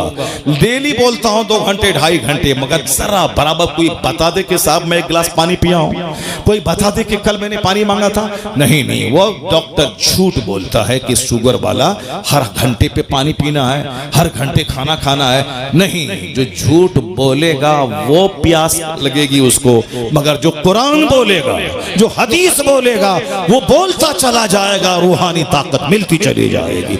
मैंने देखा ये आदित्य जोगी ना ये भाषण देता है पानी पीते हैं, और साहब वो प्रधानमंत्री मोदी जी 15 अगस्त 26 जनवरी को भाषण देते हैं, वो पानी पीते हैं। राहुल गांधी भी पानी पीता है, हमारा बिहार का तेजस्वी यादव वो भी पानी पीता है, आपके उत्तर प्रदेश का अखिलेश यादव वो भी पानी पीता है, मायावती को तो हमने पानी पीते हुए देखा है। जहां आज से 25 साल पहले एक मस्जिद में मैं रहता था, मैं बोला मायावती आई है, मैं गया चलो देखें क्या भाषण देती है। काशीराम जिंदा थे, वो थे, मायावती आई थी। अब आहिस्ते आहिस्ते बस देख देख के पढ़ना है, उसके बाद देखना है, ऐसे और ऐसे देखना पढ़ना है और पानी पीना है। तुमने कभी हमको देखा देख करके तकरीर करते? 5 घंटे 3 घंटे 4 घंटे 2 घंटे न देख के बोलना है, बिन देखे बोलना है। बिन देखे बोलने में दिमाग चलता है, इसके बाद क्या बोलें, इसके बाद क्या बोलें, इसके बाद क्या बोलें, दिमाग चलता है। दिमाग चलने में आदमी थक जाता है, लेकिन देखने में एनर्जी लॉस नहीं होती है। ना देखा जाता है, बिन देखे बोला जाता है, उसके बावजूद 1 गिलास पानी पीने की नौबत नहीं आती है। बात वही है, जो दुनिया बोलेगा उसे प्यास लगेगी, और जो उकबा बोलेगा, जो कुरान बोलेगा, जो हदीस बोलेगा, रूहानी ताकत मिलती चली जाएगी। अगर यकीन नहीं आए तो तुम भी तिलावत करके देखो, तुम भी नमाज पढ़ के देखो, तुम भी दिन की बातें बोल के देखो। 2 घंटे तक तिलावत करते रहोगे, नहीं लगेगी प्यास, क्योंकि तवज्जो उस तरफ रहेगी तो तुम्हारी प्यास की तरफ से तवज्जो हटती चली जाएगी। मैं पहले सुनता था, मगर 8 साल से मुझको तजर्बा हो रहा है। मैं जब शुगर का अटैक हुआ, मैं बड़ा घबराया कि अब 2 घंटे तकरीर कैसे होगी, 3 घंटे तकरीर कैसे होगी, 4 घंटे तकरीर कैसे होगी, खड़े खड़े 2.5-3 घंटे में बोलता हूँ, कैसे तकरीर होगी। लेकिन जब मैं बोलने लगा पता चला नहीं, वह दुनियादार वाली बोली होगी तब थकेगा, वरना कुरान हदीस बोलो, बोलते चले जाओ, शुगर पानी पानी हो जाता है, रूहानी ताकत मिलती चली जाती है। सजदे से ताकत मिलती है, तिलावत से ताकत मिलती है। डॉक्टर लेविल पाविल ने कभी कहा था, the Quran word to word is the resource of energy. Quran हर्फ बहर्फ ताकत हासिल करने का जरिया है। जो रीडर और लिसनर, पढ़ने वाले सुनने वाले, दोनों को वह खजाना मुंतकिल करता रहता है। आप गौर से अपना आधा घंटा का टाइम देंगे मुझको। देखिए भाई साहब, देखिए हमको तो प्यास लगनी चाहिए, हमको पेशाब लगना चाहिए, मगर यार तुम लोग जवान आदमी हो और अरबी पेशाब तुम बोले ला हौल वला कुव्वत इल्ला बिल्लाह। इस गुटखा बीड़ी सिगरेट सब छोड़ दो, अल्हम्दुलिल्लाह पेशाब भी कम लगेगा, लीवर भी मजबूत रहेगा और उसके बाद मसाना भी मजबूत रहेगा और 70 साल की उम्र तक जवान रहोगे अल्हम्दुलिल्लाह। जवान 70 साल की उम्र तक जवान रहोगे। इसलिए फालतू चीजें छोड़ दो, जितनी भी अननेसेसरी चीजें हैं सारी चीजें छोड़ दो और कंपलसरी जो चीज है उसको लो। इबादत से ताकत हासिल करो, तिलावत से ताकत हासिल करो। अब आधा घंटे का आपके पास से मैं टाइम दे रहा हूं, उसके बाद फिर मैं अपनी मर्जी से तकरीर करूंगा। आधा घंटा आपका टाइम चाहिए। इजाजत है आप लोगों की तरफ से? इजाजत है? जरा हाथ उठा के बोलें ला इलाहा इल्लल्लाह, और जोर से बोलें सुभान अल्लाह। अस्सलातु वस्सलामु अलैका या रसूल अल्लाह, अस्सलातु वस्सलामु अलैका या हबीब अल्लाह। बात छिड़ गई है चूंकि हमारी माँ बहन बैठी हुई है ये, और हमारे नौजवान बच्चे बैठे हुए हैं, इसलिए और ये जरूरी पैराग्राफ है जो आपके सामने मैं बयान कर रहा हूं। इसको आप गौर से सुनेंगे कि दुनिया का सारा काम सिस्टम से होता है। ऐसा नहीं होता है कि मैं चलूं पूरब काबा पहुंच जाऊं, नहीं नहीं। रोजाना सूरज का उगना, रोजाना सूरज का डूबना, हर काम सिस्टम से होता है। अल्लाह चाहे तो 3 महीने में बच्चा पैदा हो जाए, अल्लाह चाहे तो 3 दिन में बच्चा पैदा हो जाए, अल्लाह चाहे तो 1 दिन में बच्चा पैदा हो और खड़ा हो जाए। जैसे बकरी का बच्चा अभी पैदा होता है, पैदा होने के फौरन ही वो चलने लगता है, खड़ा हो जाता है।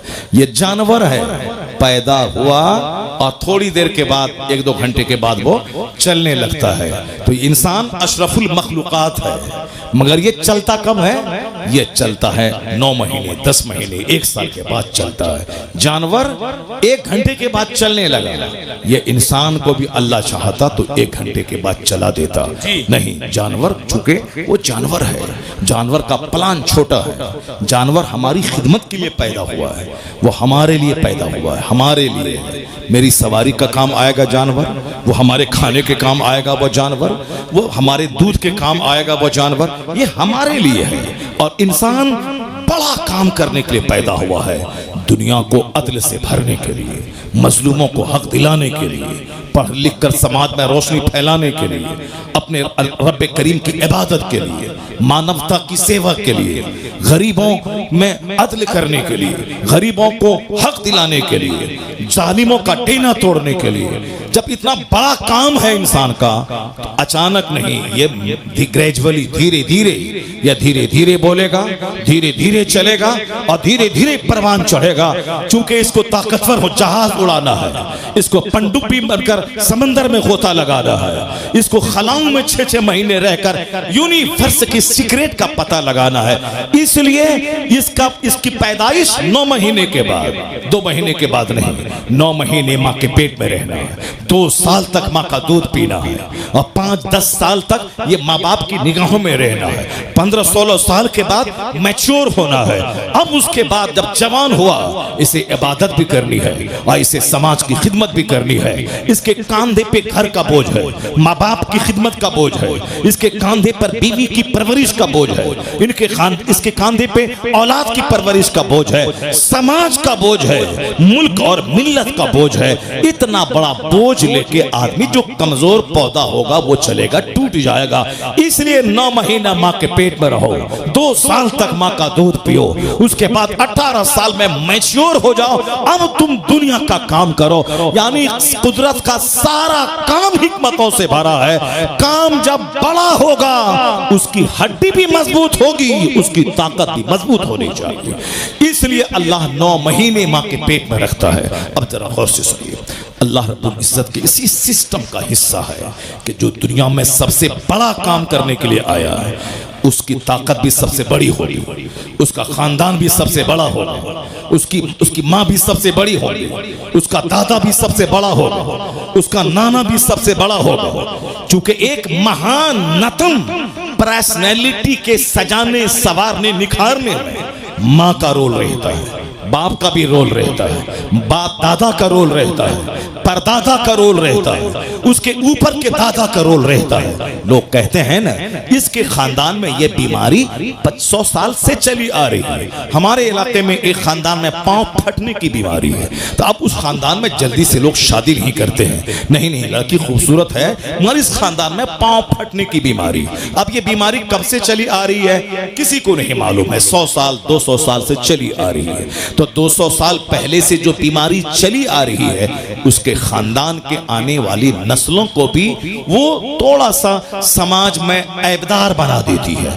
और फिर कुछ खानदान के लोग बड़े हष्ट पुष्ट मोटे ताजे होते हैं और कहते हैं कि इनका दादा पहलवान था, इनका परदादा पहलवान था, इनका नाना पहलवान था। चूंकि नाना का ब्लड मेरी माँ में शामिल है और दादा का ब्लड मेरे बाप में शामिल है, इसीलिए दादी हाल के एतबार से और नानी हाल के एतबार से भी जो बहुत बड़ी पर्सनैलिटी है उसका मजबूत होना जरूरी है। दादा की तरफ से भी लाजवाब और नाना की तरफ से भी लाजवाब। ऐसा नहीं कि रास्ता चलते किसी लड़की को मुंह देखा, मुंह अच्छा लगा, शादी कर लिया और चले आए। बाद में पता चला कि साथ इनकी औलाद जो भी है वो जैसी की तैसी औलाद है। अब सब इनके बाप, इनकी माँ फाहिशा थी, इनके बाप ऐसे थे, उनके दादा ऐसे थे, यानी इनकी नस्लों में बेहयाई चली आ रही है। आज हमारे बच्चे छोकरे वो नेट चलाने वाले, सिनेमा देखने वाले, बस सिर्फ मुंह देखता है कि मुंह का रंग गोरा है कि नहीं है, नाक लंबी है कि नहीं है। आपके उत्तर प्रदेश में क्या है ये हमको मालूम नहीं है, पर हमारे बिहार में यह है कि आंख बड़ी बड़ी होनी चाहिए, नाक लंबी होनी चाहिए, चेहरे पे गोश्त भरा होना चाहिए और फीट 5 फीट की 5 फीट से ऊपर की लंबी होनी चाहिए। वह ठगनी वाली नहीं चाहिए और पतली दुबली नहीं चाहिए। आजकल थोड़ी सी मोटी चाहिए। पहले लोग समझते थे नहीं साहब, पतली दुबली ये हुस्न में शामिल है, लेकिन आज नजरिया बदल गया है। आजकल मोटी ताजी, माँ भी कहती है कि मोटी ताजी दुल्हन हो ताकि घर में खूब मेहनत से काम करे, सुबह से लेकर शाम तक बिल्कुल नौकरानी की तरह काम करती रहे। जैसे कि वो अपने माँ बाप से आई है, वह शौहर के लिए नहीं आई है, सास के लिए आई है। वह पोछा लगाए, झाड़ू लगाए, कपड़ा धोए, सास का पांव दबाए, घर के सारे लोगों की नौकरानी बनकर खिदमत करती रहे। ऐसा नहीं है तो अब वो नौकरानी समझ के वो रखती है। जरा सी कमी हुई लड़ाई शुरू हो गई। शौहर पे लाजिम है वो खिदमत अपनी माँ की करे, क्योंकि माँ तुम्हारी माँ है, तुम्हारी बीवी की माँ नहीं है। वो तुम्हारी माँ के पाँव के नीचे तेरी जन्नत है, वो तेरी बीवी का जन्नत तेरी माँ के पाँव के नीचे नहीं है। वो खिदमत करे, ये उनका एहसान है, ये का एहसान है। वह तेरी खिदमत करेगी, वह तेरी खुशी ढूंढेगी। अगर तेरी माँ के साथ ना रहना चाहे, उसके लिए अलग घर देना होगा, अलग चापाकल देना होगा, अलग वॉशरूम देना होगा, ये तुम पर लाजिम है। अगर वो तुम्हारी माँ को माँ समझ रही है, सोने पे सुहागा है, तो रास्ता चलती कोई सड़क छाप औरत वो तेरी माँ को की खिदमत नहीं करेगी। जिस तरह आप कॉलेज में पढ़ने लगे, कॉलेज में पढ़ने वाली लड़की से प्यार हो गया, उनको बोलेगी तुम देहात में नहीं रहूंगी, मैं शहर चाहिए। अच्छा ठीक है, मैं तुम्हारे लिए मैं शहर आ जाऊंगा। अब वो शहर बिहार नहीं, उत्तर प्रदेश की राजधानी लखनऊ को गोमती नगर चाहिए। चलो गोमती नगर में हम बिल्डिंग खरीद लेंगे, यानी माँ छोड़ देंगे, बाप छोड़ देंगे। रास्ता चलती औरत का चेहरा देखा, माँ बाप सब छोड़ दिया। लेकिन अगर दीन तुम्हारे पास रहेगा, अगर वो लड़की बोलेगी माँ बाप समाज छोड़ दे, तुम क्या बोलोगे? तेरी तरह अगर लड़की हो तो तुम 5-4 शादी मैं कर सकता हूँ, शरीयत इजाजत दिया है। तू भागे या तुझको मैं छोड़ दूं, 4 शादी एट ए टाइम। लेकिन एक माँ अगर हमसे नाराज हो गई तो दुनिया के अरबों लोगों की भीड़ में दूसरी माँ नहीं मिल पाएगी। एक बाप अगर नाराज हुआ, दूसरा बाप नहीं मिल पाएगा, क्योंकि माँ एक ही होती है और बाप एक ही होता है। बीवी तो 4 हो सकती है, और तलाक दिया तो तलाक देते जाओ, शादी करते जाओ। अगर वह मर गई तो शौहर खुशी मनाता है, चलो झमेले से नजात मिली, अब दूसरी बीवी आएगी। तो मरने के बाद बीवी हो सकती है, मगर माँ एक मर गई तो दूसरी माँ नहीं हो सकती है। बाप अगर मर गया तो दूसरा बाप कभी नहीं हो सकता। इसलिए माँ ना छूटे, बाप ना छूटे, बीवी छूटे छूटे मगर माँ ना छूटे, बाप ना छूटे। बीवी का चेहरा देखेगा तो हज का सवाब नहीं मिलेगा, मजा मिलेगा, मगर माँ का चेहरा देखेगा तो हज मबरूर का अजर मिलता रहेगा। बाप का चेहरा देखेगा तो हज मबरूर का अजर मिलेगा। इसलिए सुबह सवेरे माँ के पास जाके 100 बार उसका चेहरा दे, 100 हज का सवाब मिल जाएगा। और ऐसा भी नहीं है कि माँ का चेहरा देखिए, हज कमा के आइए और बीवी को लाठी से मारते रहिए। नहीं नहीं, सरकार रहमत है माँ के लिए भी, सरकार रहमत है बीवी के लिए भी। हुजूर ने जहां कहा बीवी का चेहरा देखो तो हज का सवाब मिलेगा, वहीं हुजूर ने यह भी कहा बीवी के मुंह में लुकमा डालो तो हर लुकमे के बदले में सवाब मिलेगा। सुभान अल्लाह, क्या बात। अब यहाँ अध कपारी लोग होते हैं, आधा दिमाग होता है। माँ की तरफ गया तो बाप बीवी को मारना शुरू कर दिया, और कोई बीवी की मोहब्बत में लूटा तो माँ को छोड़ दिया। तो इस्लाम ये नहीं कहता कि वन साइडेड हो जाओ, इस्लाम ये कहता है बीवी को बीवी की तरह सम्मान दो, माँ को माँ की तरह सम्मान दो। तेरे घर में रहमतों के फूल खिलते रहे, आसमान से रहमतों की बारिश होती रहेगी। और तुम मर्द हो, बीवी कुछ बोले माँ के खिलाफ सह लेना, माँ बोले बीवी के खिलाफ सह लेना, घर तुम्हारा ऐसे चलता रहेगा। अगर माँ की बात में बीवी से टकराए तब तो फिर तुम्हारा सुकून खत्म हो जाएगा, और बीवी की बात में अगर माँ से टकराए तब तो तेरी दुनिया और आखिरत दोनों बर्बाद हो जाएगी। बीवी इसको कुछ पैसा दे तो माँ को मत बताओ कि 10,000 दिए हैं, और माँ को 10,000 दो तो बीवी को दिखा के मत बताना, वरना सर के सारे बाल तेरे खत्म हो जाएंगे। इसलिए उनको मत बताना कि मैंने माँ को 10,000 दिया है, माँ को 10,000 दिया है, बीवी को खबर ना मिले, और बीवी को 10,000 दिया है, माँ को खबर ना हो। एक कामयाब आदमी की तरह मुस्कुराते रहना, घर में माँ का भी प्यार मिलेगा, बीवी का भी प्यार मिलेगा, सुन्नत पे अमल होगा, घर मिसले जन्नत के बन जाएगा। बस इस चैप्टर को गौर से सुन लीजिए, बात से बात पैदा होती है, दूसरी बात निकल जाती है, मगर हमारा चैप्टर वही है कि बहुत बड़ा काम करने के लिए सिर्फ चेहरा नहीं देखना है, बल्कि कैरेक्टर देखना है, किरदार देखना है, आदत व अतवार देखना है, और हड्डी देखनी है, ब्लड देखना है, माँ को देखना है, उसकी दादी को देखना है। और आज कहाँ देखा जाता है, मगर जो दुनिया का सबसे महान नतम इंसान है, जो दुनिया का सबसे अजीम तरीन शख्सियत है दुनिया की, उसका नाम है मोहम्मद अरबी सल्लल्लाहु अलैहि वसल्लम। I can not find any other man in history like Muhammad. मैं पूरे मानव इतिहास में मुस्तफा का जवाब नहीं पाता। यूरोप का दानिश्वर कहता है he is the only man in history who was supremely successful on both levels, religious and secular. इंसाफ, सियासत और मजहब दोनों सतह पर इस रुए जमीन की सबसे लाजवाब शख्सियत का नाम मोहम्मद अरबी अलैहिस्सलाम है। हिंदुस्तान का एक गैर मुस्लिम डॉक्टर रामकृष्ण राव कहता है the personality of Muhammad it is most difficult to get into the whole truth of it. यानी मुस्तफा की शख्सियत की तह में उतरना बहुत मुश्किल है। गांधी जी ने कहा था, मैं जब तक मुस्तफा को पढ़ा नहीं था मुझको लग रहा था कि तलवार के बल पे इस्लाम फैला है, लेकिन जब मैंने मुस्तफा को पढ़ा, कुरान का हिंदी अनुवाद पढ़ा, अब मैं कह सकता हूं कि इस्लाम जो तूफान बन के दुनिया में छा गया अरब से निकलकर, ये तलवार के बल पे नहीं, ये अपनी सच्चाई और मुस्तफा की सादगी और अखलाक की बुलंदी की वजह से पूरी दुनिया में इस्लाम बादल बन के छा गया। आका अलैहिस्सलाम का मुताला करने वाला वो दुनिया के हकायक और फैक्ट से बाखबर होता है। इतना बड़ा पैगंबर जो अरब और अजम में इनकलाब पैदा कर दे, जो दुनिया की हुकूमत की धारणा बदल दे, जो दुनिया का जोग्राफिया बदल दे, जो इनकलाब पैदा कर दे, जो दुनिया में इल्मी इनकलाब लाए। मुस्तफा की आमद से पहले दुनिया में एक कॉलेज नहीं था, एक स्कूल नहीं था, एक मकतब नहीं था। वो जमाना गुरु काल का था। एक पढ़ा लिखा आदमी दरख्त के पास बैठता, 10-20 लोग आते, वो शिक्षा दान करता था, यानी इल्म को फैलाता था। बाज़ाब्ता मकतब, मदरसा, स्कूल, कॉलेज की शक्ल में दुनिया में कुछ नहीं था। लेकिन आज 1400 साल के अंदर हजारों कॉलेजेस, हजारों यूनिवर्सिटीज, लाखों मकतब, तब लाखों स्कूल दुनिया में खुल गए। इसका मालूम है ये सारा सेहरा किसके सर जाएगा? 1000 साल पहले तो अमेरिका का नाम दुनिया में नहीं था। 1000 साल पहले तो कोई कॉलेज स्कूल दुनिया में नहीं था। चाहे JNU हो, AMU हो, चाहे BHU हो, बनारस हिंदू यूनिवर्सिटी, इसकी तारीख 200 साल के अंदर की है। लेकिन आज लाखों स्कूल, लाखों कॉलेज की मौजूदगी में ये मानना पड़ेगा कि सबसे पहले जिसने गरीब अमीर सबके घर में इल्म जाएगा। इल्म हासिल करना कंपलसरी है। अमीर भी पढ़े, गरीब भी पढ़े, देहाती भी पढ़े, शहरी भी पढ़े।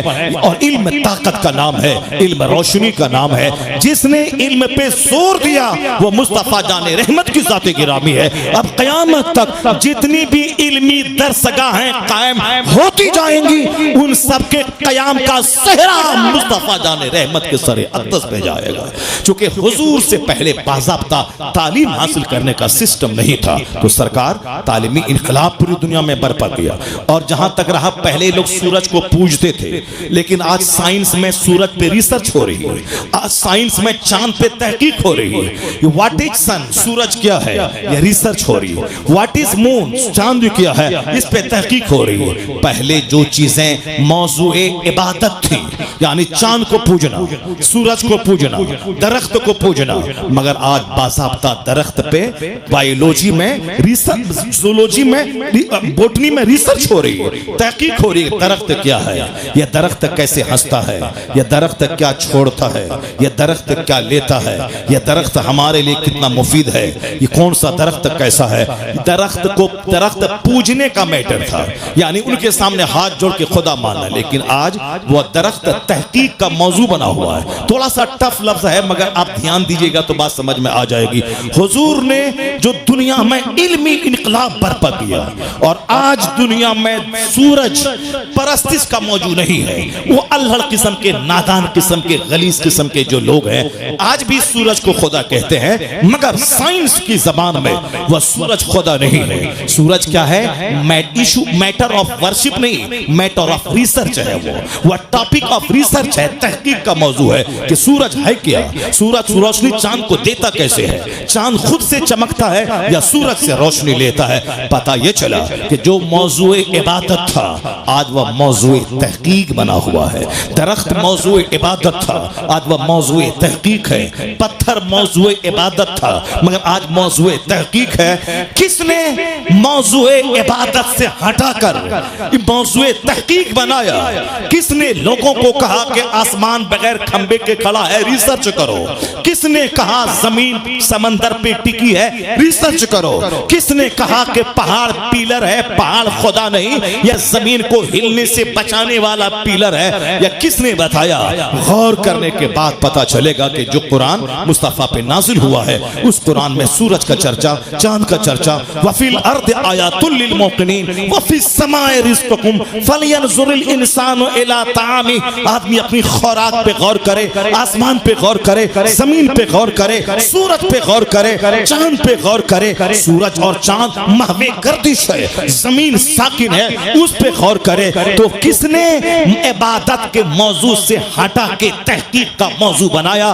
जवाब मिलेगा, मोहम्मद अरबी अलैहिस्सलाम ने आदमी की सोच की धारणा बदल दी कि जो इबादत का मौजू था उसको तहकीक का मौजू बना दिया है। आज ये सारी चीजें तहकीक का मौजू हैं। एहसान मुस्तफा जाने रहमत का है। आज जब डेमोक्रेसी दुनिया में है, डेमोक्रेसी पहले क्या था? बाप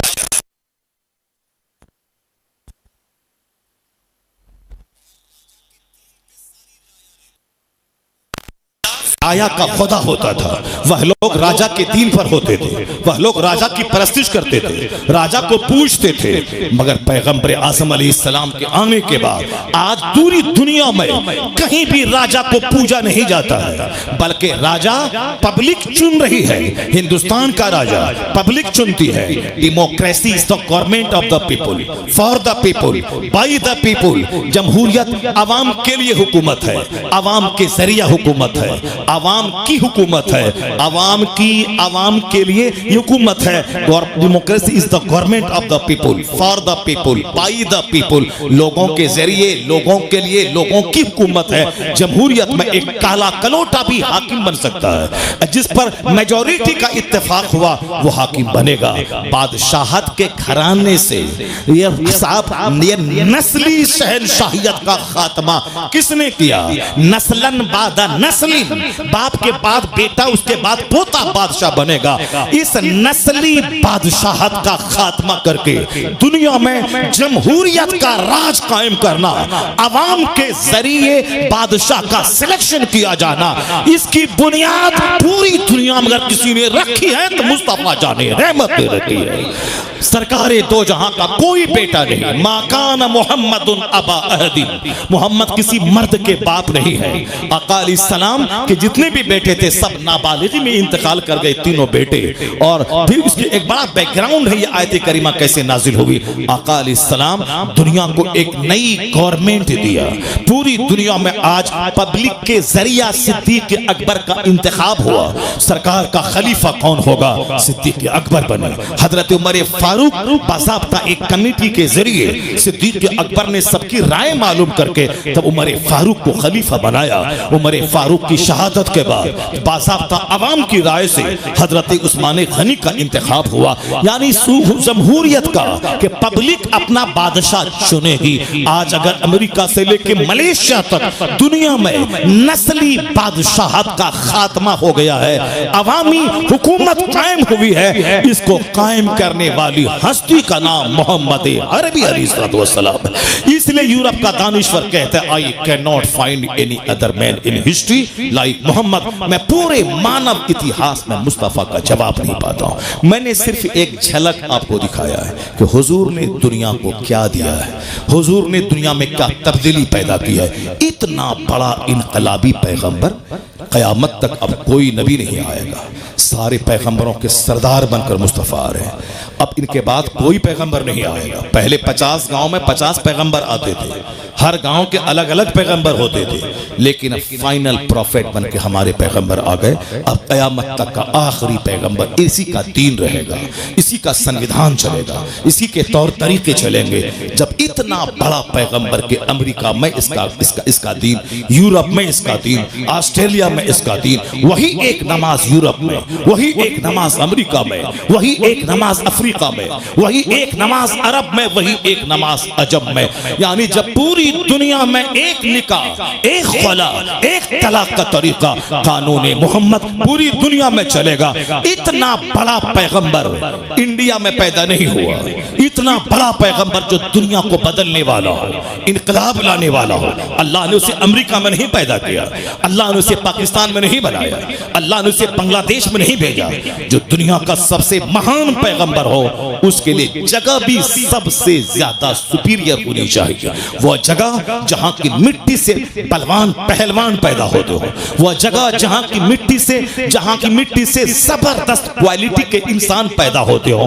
पूरी रुए जमीन पे उस खित्ते का कोई जवाब नहीं है। वह खित्ता अरब है, मक्कतुल मुकर्रमा का वो इलाका जहां कोसों दूर तक सिर्फ जंगल, बबूल के पेड़ भी खुशबूदार, वहां के कांटे भी खुशबूदार, वहां की जमीन से रूहानियत टपकती है। सबसे ज्यादा ताकतवर और सबसे खूबसूरत और सबसे ज्यादा बेहतरीन लोगों को पैदा करने वाली जमीन अब पूरी दुनिया के मिडिल पोजीशन में, चूंकि जो राजधानी होगी वह दुनिया के बीचों बीच आसमान में बैतुल मामूर है, उसी के सीध में नीचे काबा है। वो काबा, वो जगह मुस्तफा की पैदाइश, मुस्तफा की आमद के लिए अल्लाह ने चुना, ताकि मरकज से आवाज उठेगी, सारी दुनिया में फैलती चली जाएगी। इसलिए अल्लाह ने अरब को अपने महबूब के लिए चुना कि मेरा पैगंबर दुनिया को बदलने वाला, सोच बदलने वाला आखिरी पैगंबर हिंदुस्तान में नहीं आएगा। कहां आएगा? मुल्क अरब में आएगा। अब वह मुल्क अरब में कैसे आएगा? वहां तो हर तरफ बबूल है, हर तरफ कांटे हैं, हर तरफ आसमान से बात करने वाले पहाड़ हैं, हर तरफ एक खत्म न होने वाला पहाड़ियों का सिलसिला है। अब वहां कैसे होगा? हर काम सिस्टम से होता है। मैं सिर्फ एक बात बताने के लिए आपको मैंने, चूंकि सरकार की सीरत ही बयान हो गई, सरकार की अजमत ही बयान करना है, और फिर जो बात मैं कहने जा रहा हूं उसको हुजूर की जिंदगी से ही मैं आप तक पहुंचाने की कोशिश कर रहा हूं। बस थोड़ी सी तवज्जो आपकी चाहिए। हमारी पसंद क्या है? अल्लाह रब्बुल इज्जत की पसंद देखिए। अल्लाह जहां भी चाहता अपने महबूब को पैदा कर देता, इंडिया में भेज देता, फिर भी सारी दुनिया में पैगाम पहुंच जाता, अमेरिका में भेज देता, फिर भी सारी दुनिया में पैगाम पहुंच जाता। मगर अल्लाह ने अपने महबूब के लिए middle place of the world, दुनिया का दरमियानी जगह चुना है, और फिर ऐसी जगह चुना है जिसके बारे में डॉक्टर फिलिप हिट्टी वो आज कहते हैं, द हिस्ट्री ऑफ अरब नामी किताब में वो लिखते हैं, after the death of the holy prophet sterile earth of Arabia it seems that it has been converted by magic into the nursery of heroes. अल्लाहु समद। यानी अरब की जमीन बहादुरों की नर्सरी कहलाती है, जहां से असहाब पैदा हुए, मुहाजिर और अंसार पैदा हुए। वो बहादुरों की नर्सरी है वो जगह जहां सरकार के रफका, सरकार के साथ देने वाले लोग पैदा हुए। बातें 3 घंटे की हैं, मगर मैं मुख्तसर 10 मिनट में आप तक पहुंचाता हूं। अब उस जगह अल्लाह ने महबूब को भेजना चाहा, तो उसके लिए कहां से उसकी इब्तदा होगी? 5000 साल पहले, 5000 साल पहले अल्लाह ने जनाब इब्राहिम अलैहिस्सलाम को कहा, अपने बेटे इस्माइल और अपनी बीवी को मेरे घर के पास मक्का में खाने काबा के पास पहुंचा दो। अपने अल्लाह ने कहा, आग में, अल्लाह के लिए आग में कूद गए, अल्लाह के लिए वतन छोड़ दिया। अल्लाह का हुक्म है कि अपनी बीवी अपने बच्चों को मेरे घर के पास छोड़ दो।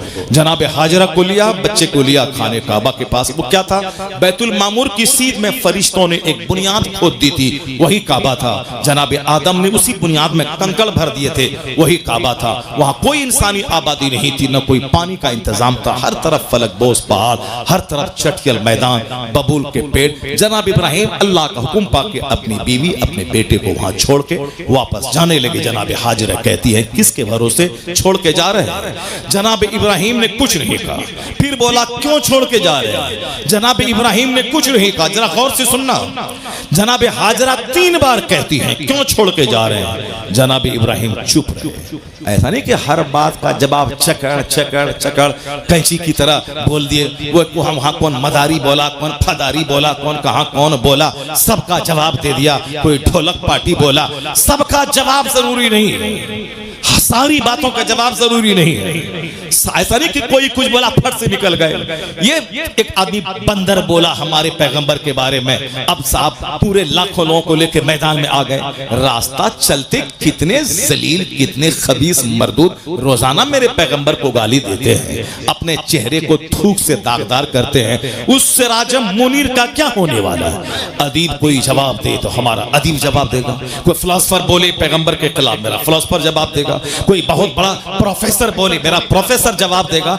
जवाब का दायरा अलग। ऐसा कोई चौड़ा चमार रास्ता चलते नबी को गाली दिया, अब फट से हम प्रोटेस्ट करें, फट से हम जुलूस निकाल दें, इतना वो, और फिर वो हमको समझ लिया कि यह जुलूस निकाल लेता है अब अपनी शोहरत पाने के लिए। कोई तिवारी तो कोई खबीसा मर्दूदा, कोई अभी एक नया रामगिरी आया है, नबी को गाली दिया, वो हीरो बन गया। उसके लोगों ने प्रोटेक्शन उसको दे दिया, नहीं ये जेल नहीं जाएगा, इसको हम सुरक्षा करेंगे। वो पंडित घंटी बजा के 2 टका कमाने वाला, उसके पास सलाहियत क्या है मेरे पैगंबर के बारे में बोलेगा? छोड़ दो उसको। अगर कोई मेरी माँ को गाली दिया है, मेरी माँ को गाली दिया है, तो अब क्या करेंगे? अक्लमंदी का तकाजा है कि मैं चुप रहूं।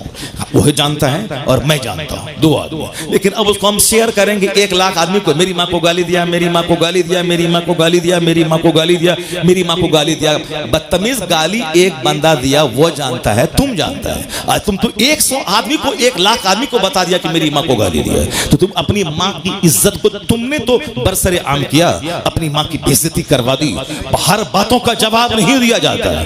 क्या कहा जनाब हाजरा ने, क्यों छोड़ के जा रहे हैं? इब्राहिम इस्लाम खामोश है। 3 बार बोली, आप चुप हैं। समझ गई, चूंकि बीवी ना समझेगी तो कौन समझेगी? बीवी तो जनाब इब्राहिम को जानती थी कि अल्लाह के लिए सब कुछ कर गुजरने को तैयार है, सब कुछ करने का जज्बा इनके अंदर है, अल्लाह के खलील हैं। तब चौथी बार जनाब हाजरा कहती हैं, क्या अल्लाह का यही हुक्म है क्या? सुभान अल्लाह। ए लड़का क्यों बात कर रहे हो? तुम कुछ समझता है कि नहीं समझता है? अरे तुम कुछ समझ रहा है नहीं समझ रहा हम क्या बोल रहे हैं? कुछ नहीं समझ रहा है। कुछ समझ में आता तो गौर से मेरी बात सुनता, समझना है वो उससे बात कर रहा है। चलो जैसे समझना है समझते रहो, तुम्हारा काम जाने कितना हम किस किस को डांटेंगे, किस किस को हम रोकेंगे। हमारा काम है पैगाम पहुंचाते रहना। किसी के गले में चादर डाल के मस्जिद लाना ये हमारा काम नहीं है। ना किसी नबी का काम था ना आलिम का काम है। नबी भी पैगाम पहुंचाते थे, नबी के गुलाम पे भी पैगाम पहुंचाना यही जरूरी है। बाकी किसी के गर्दन में चादर डाल के मस्जिद घुसाना ना किसी नबी पे फर्ज था ना नबी के गुलाम पे फर्ज है। बस वमा अलैना इल्लल बलाग, यानी हम पर इतना ही है कि हम पहुंचा दें अच्छी आवाज में, अच्छे अंदाज में, मिसालें देकर, कहानी के जरिया, जैसे भी हो हम पहुंचा दें। और दिल बदलना अल्लाह का काम है। मेरा काम अल्लाह का पैगाम पहुंचा देना और दिल बदलना अल्लाह का काम है। जब दिल माइल होता है तो अल्लाह तबारक व तआला उस दिल को सही रास्ता दे देता है। लेकिन कोई आंख बंद करके, कान बंद करके रहे, ना पैगाम देखे ना पैगाम सुने, तो फिर तो अल्लाह तबारक व तआला उस बंदे को हिदायत नहीं देता है। अब अल्लाह कहता है, हदीस में आया है, हदीस कुदसी की मेरी तरफ एक कदम चल, मैं 10 कदम तेरी तरफ चल के आऊंगा। तुम चल के आओ, मेरी रहमत दौड़ कर तेरा इस्तकबाल करेगी। तुम चल के आओ, अल्लाह की रहमतें दौड़ के इस्तकबाल करेंगी। जनाब हाजरा कहती हैं, क्या अल्लाह का यही हुक्म है क्या? जनाब इब्राहिम कहते हैं, हाँ अल्लाह का यही हुक्म है। सुभान अल्लाह, अल्लाह का यही हुक्म है। अब बुखारी की हदीस में सुनिए जनाब हाजरा क्या कहती है। चटियल मैदान, न कोई आबादी, न कोई इंसान, किससे आदमी बात करके रहे। अभी हमको कोई सोने का घर बना के दे दे हम मैदान में जहाँ कोई आबादी नहीं है, हमको या आपको कोई नहीं रहेगा वहाँ, चूंकि आदमी को आदमी से राहत मिलती है। अब यहाँ मैदान में न दरख्त है, न कोई सायादार पेड़ है, न कोई मकान है, न पानी का इंतजाम है। सत्तू पानी है, वो तो 4-5 दिन में खत्म हो जाएगा। लेकिन जनाब हाजरा को अल्लाह पर यकीन था। वो क्या कहती है, बुखारी की हदीस में आया है, इज़न ला युज़य्यिउनल्लाह। सुभान अल्लाह। क्या कहती है जनाब हाजरा, अगर यही बात है कि रब का हुक्म है, मुझे यकीन है कि मेरा खुदा ज़ाया नहीं करेगा। मैं यकीन, सुभान अल्लाह सुभान अल्लाह, मुझे यकीन है कि मेरा खुदा ज़ाया नहीं। इज़न ला युज़य्यिउनल्लाह, मुझे अगर यही बात है कि अल्लाह का हुक्म है, यहाँ छोड़ के चले जाएं, मुझे यकीन है कि मेरा खुदा मुझको ज़ाया नहीं करेगा। जरा जोर से बोलो सुभान अल्लाह, हाथ उठा के बोलो ला इलाहा इल्लल्लाह। अब बताएं कि जनाब हाजरा का जो यकीन अल्लाह पर था, हमारी माँ जैसी खरबों माए जनाब हाजरा के पांव के धूल के बराबर नहीं हो सकती है। क्या विश्वास था। चारों तरफ फलक बोस पहाड़, कई कोस तक अब आबादी नहीं, पानी का इंतजाम नहीं, मगर जब अल्लाह का नाम आ गया तो कहती हैं, अब मेरा खुदा मुझको ज़ाया नहीं करेगा। वमन यतवक्कल अलल्लाह फहुव हस्बुह। जनाब हाजरा अल्लाह पर यकीन करते हुए रही, छोटे से बच्चे को लेकर। जनाब इब्राहिम दूर गए, नजर से ओझल होकर खूब रो रो के अल्लाह से दुआएं की, इलाही तेरे घर के पास वादी गैर ज़ीज़रा में अपने बच्चों को छोड़ के जा रहा हूं, तू हिफाजत फरमाना। दुआ की, चले गए। 4-5 दिन के बाद सत्तू पानी खत्म। अब क्या करें पानी के लिए? सफा पहाड़ पे दौड़ी, कहीं पानी मिले, फिर मरवा पे गई, कहीं पानी मिले। बीच में जो नाले की जगह थी, दौड़ती थी ताकि बच्चे की नजर में रहे। इस्माइल को देखती थी और दौड़ती थी पहाड़ पे। और बीच में जो जगह डाउन थी उसको तेज दौड़ के जाती थी ताकि जल्दी से ऊपर पहुंच जाऊं और इस्माइल को देख लूं। क़यामत तक उसकी अदाओं को अब हज में शामिल कर दिया गया कि तुम्हें भी सफा पे जाना है, मरवा पे जाना है, और वह मिडिल जगह जो डाउन है उसमें दौड़ना है। जनाब हाजरा ने दौड़ी थी तो पहले चक्कर में अल्लाह पानी दे देता, लेकिन 7 चक्कर लगाई। तब उसके बाद देखती हैं कि कोई एक आदमी की शक्ल का कोई आदमी इस्माइल के पास खड़ा है। वो शायद सोचे कोई दूसरी मखलूक ना हो। वह दौड़ के आई तो देख क्या रही है कि जनाब जिब्रील आदमी की शक्ल में आकर के वहां पर मारा जहां जनाब इस्माइल की एड़ी की रगड़न थी, वहीं से मीठा चश्मा जमजम का नमूदार हो गया।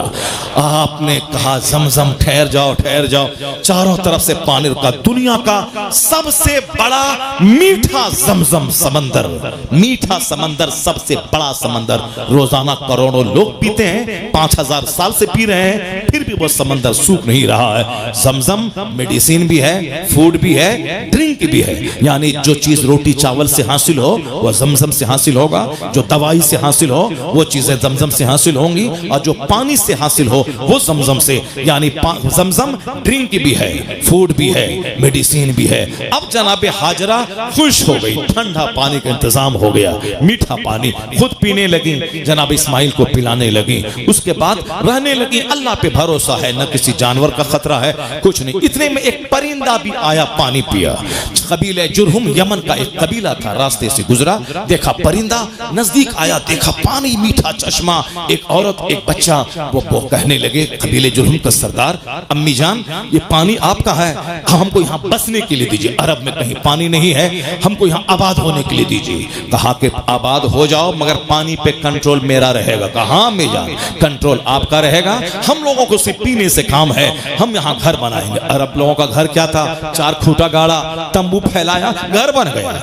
हजारों साल तक वहां के अरब के लोगों ने पत्थर का घर नहीं बनाया, काबे के एहतराम में, कि काबे के सामने कोई मेरा ऊंचा घर ना हो। वह लोग बहुत दिनों तक तंबू में रहे। खाना बदोश, खाना माने घर, दोष माने कांधा। वह लोग कांधे पे घर लेके चलते थे। और जो मकान बनाने के पीछे लगता है वो तो मर जाएगा कर्ज में डूब करके आज भी, लेकिन जो सिंपल घर पे विश्वास कर ले वो हमेशा मुस्कुराता रहेगा। और जो मकान बनाने में पड़ेगा, ये टाइल्स, मार्बल, ग्रेनाइट, पोर्टिको, ये वॉशरूम, फला रूम, कोई नहीं बोलता हजरत मैंने इतना बड़ा घर बनाया है, सजदा रूम ये है, चलिए हमारी माँ बहन बेटियां यहाँ नमाज पढ़ती हैं या रमजान में एतकाफ करती हैं, कोई नहीं ले जाता। ये प्रेयर हाल है, सब वॉशरूम घुस आता है, ये देखिए पखाना रूम है, ये ग्रेनाइट है, ये टाइल्स है, ये मार्बल है, kitchen bathroom, kitchen washroom, kitchen toilet, यही दिखलाता। हमको पकड़ के ले आता है टॉयलेट दिखलाने के लिए, माज़अल्लाह, 1000 बार माज़अल्लाह। कोई ये नहीं बोलता है कि हजरत ये प्रेयर रूम है, हमारी औरतें रमजान में एतकाफ में बैठती हैं, हमारी औरतें यहाँ नमाज पढ़ती हैं, यहाँ तिलावत कुरान शरीफ है, यहाँ दीनी किताबें हैं, ये पर सेफ जगह है, हमारी माँ बहन बेटियां यहाँ नमाज पढ़ती। हिंदू लोग वो अपने छत पे मंदिर बनाता है, अपने दरवाजे पे मंदिर बनाता है, उनकी माँ बहन बेटियां डेली घंटी बजाने आती हैं। और हमारा रईस 50 करोड़ का घर बनाने के बाद वो अपने घर में प्रेयर रूम नहीं बनाता है। जरा सोचने की बात है। हमने बहुत सारे गैर मुस्लिमों को देखा छत पे मंदिर, अगर छत पे नहीं तो घर के सामने एक मंदिर अपने बाउंड्री अंदर में, ताकि उनकी औरतें वहां जाके घंटी घंटी बजाएं। मगर हमारे लोग सबक हासिल नहीं करते कि मर्द तो मस्जिद में नमाज पढ़े, औरतें तो नहीं जाएंगी। औरतों के एक अलग कमरा खास हो जाए, जहां वो जाके एतकाफ करें, तिलावत करें, सजदा करें, 1 लाख बार दरूद पढ़ें। तौफीक नहीं मिलती, सोच अपनी अलग अलग है। जरा गौर से सुनिएगा। कबीले जुरहुम के लोग बस गए, अपना आबादी बढ़ती चली गई। जनाब इस्माइल जब बड़े हुए, जनाब इब्राहिम आए, फिर वो कुर्बानी का वाक़या पेश आया, उसके बाद जवान हो गए। जवान हुए तो कबीले जुरहुम की एक बेटी से जनाब इस्माइल की शादी हो गई। शादी होने के बाद इब्राहिम अलैहिस्सलाम फिलिस्तीन से हर महीने 2 महीने के बाद चल के आते थे, बाल बच्चों को देख लेते थे, सौदा पानी दे देते थे और चले जाते थे। इस्माइल जवान हो गए, शादी हो गई। आप आए तो घर में इस्माइल नहीं थे, एक औरत निकली, कहा इस्माइल, कहा शिकार को गए हैं। असल इसी चैप्टर को खोलना मेरा मकसद है। जनाब इस्माइल शिकार को गए हैं। जनाब इब्राहिम पूछते हैं कि बेटी ये बताओ कैसे गुजर बसर चल रहा है, कैसे घर चल रहा है। औरत क्या बोली, बड़ी तंगियों से गुजर हो रहा है, बड़ी परेशानी है, बड़ी तंगी है। जनाब इब्राहिम बोले इस्माइल आ जाएं, उनको मेरा सलाम कह देना, और कह देना गय्यर अतबतबाबी, कह देना कि दरवाजे की चौखट को बदल दे। जनाब इब्राहिम चले गए। शाम में जब इस्माइल आए, आपकी बीवी ने कहा कि एक बूढ़ा आदमी आया था, वो आपको पूछा, मैंने बताया, वो बोला कि कैसे चल रहा है, मैंने बड़ी तंगियों से चल रहा है। तो बूढ़े ने कहा कि इस्माइल को सलाम कह देना और कह देना गय्यर अतबतबाबी, अपने दरवाजे की चौखट को बदल डाले। जनाब इस्माइल बोले वो मेरे बाप इब्राहिम थे, उन्होंने चौखट बदलने के मतलब तुम्हारी बात से मेरे अब्बा नाराज हो गए, तो तुमने नाशुक्री के जो अल्फाज निकाले। आज 90% औरतें अपनी माँ को फोन करती हैं, बड़ी तंगी है, बड़ी तंगी है, बड़ी परेशानी है, बड़ी तंगियां हैं। उसी वजह से लड़ाई झगड़े मार धार, शौहर और बीवी के दरमियान निफाक क्या है। वो औरत कभी कुतुब को जन्म नहीं देगी, वो औरत कभी अब्दाल नहीं पैदा करेगी, वो औरत कभी एक दबंग पर्सनालिटी के मालिक, समाज का सुधारक, सोसाइटी का रखवाला कभी नहीं पैदा करेगी, क्योंकि उसी पेट से बच्चा पैदा होता है। और जो नाशुक्री की जबान इस्तेमाल करें उसका बच्चा कभी दबंग नहीं होगा।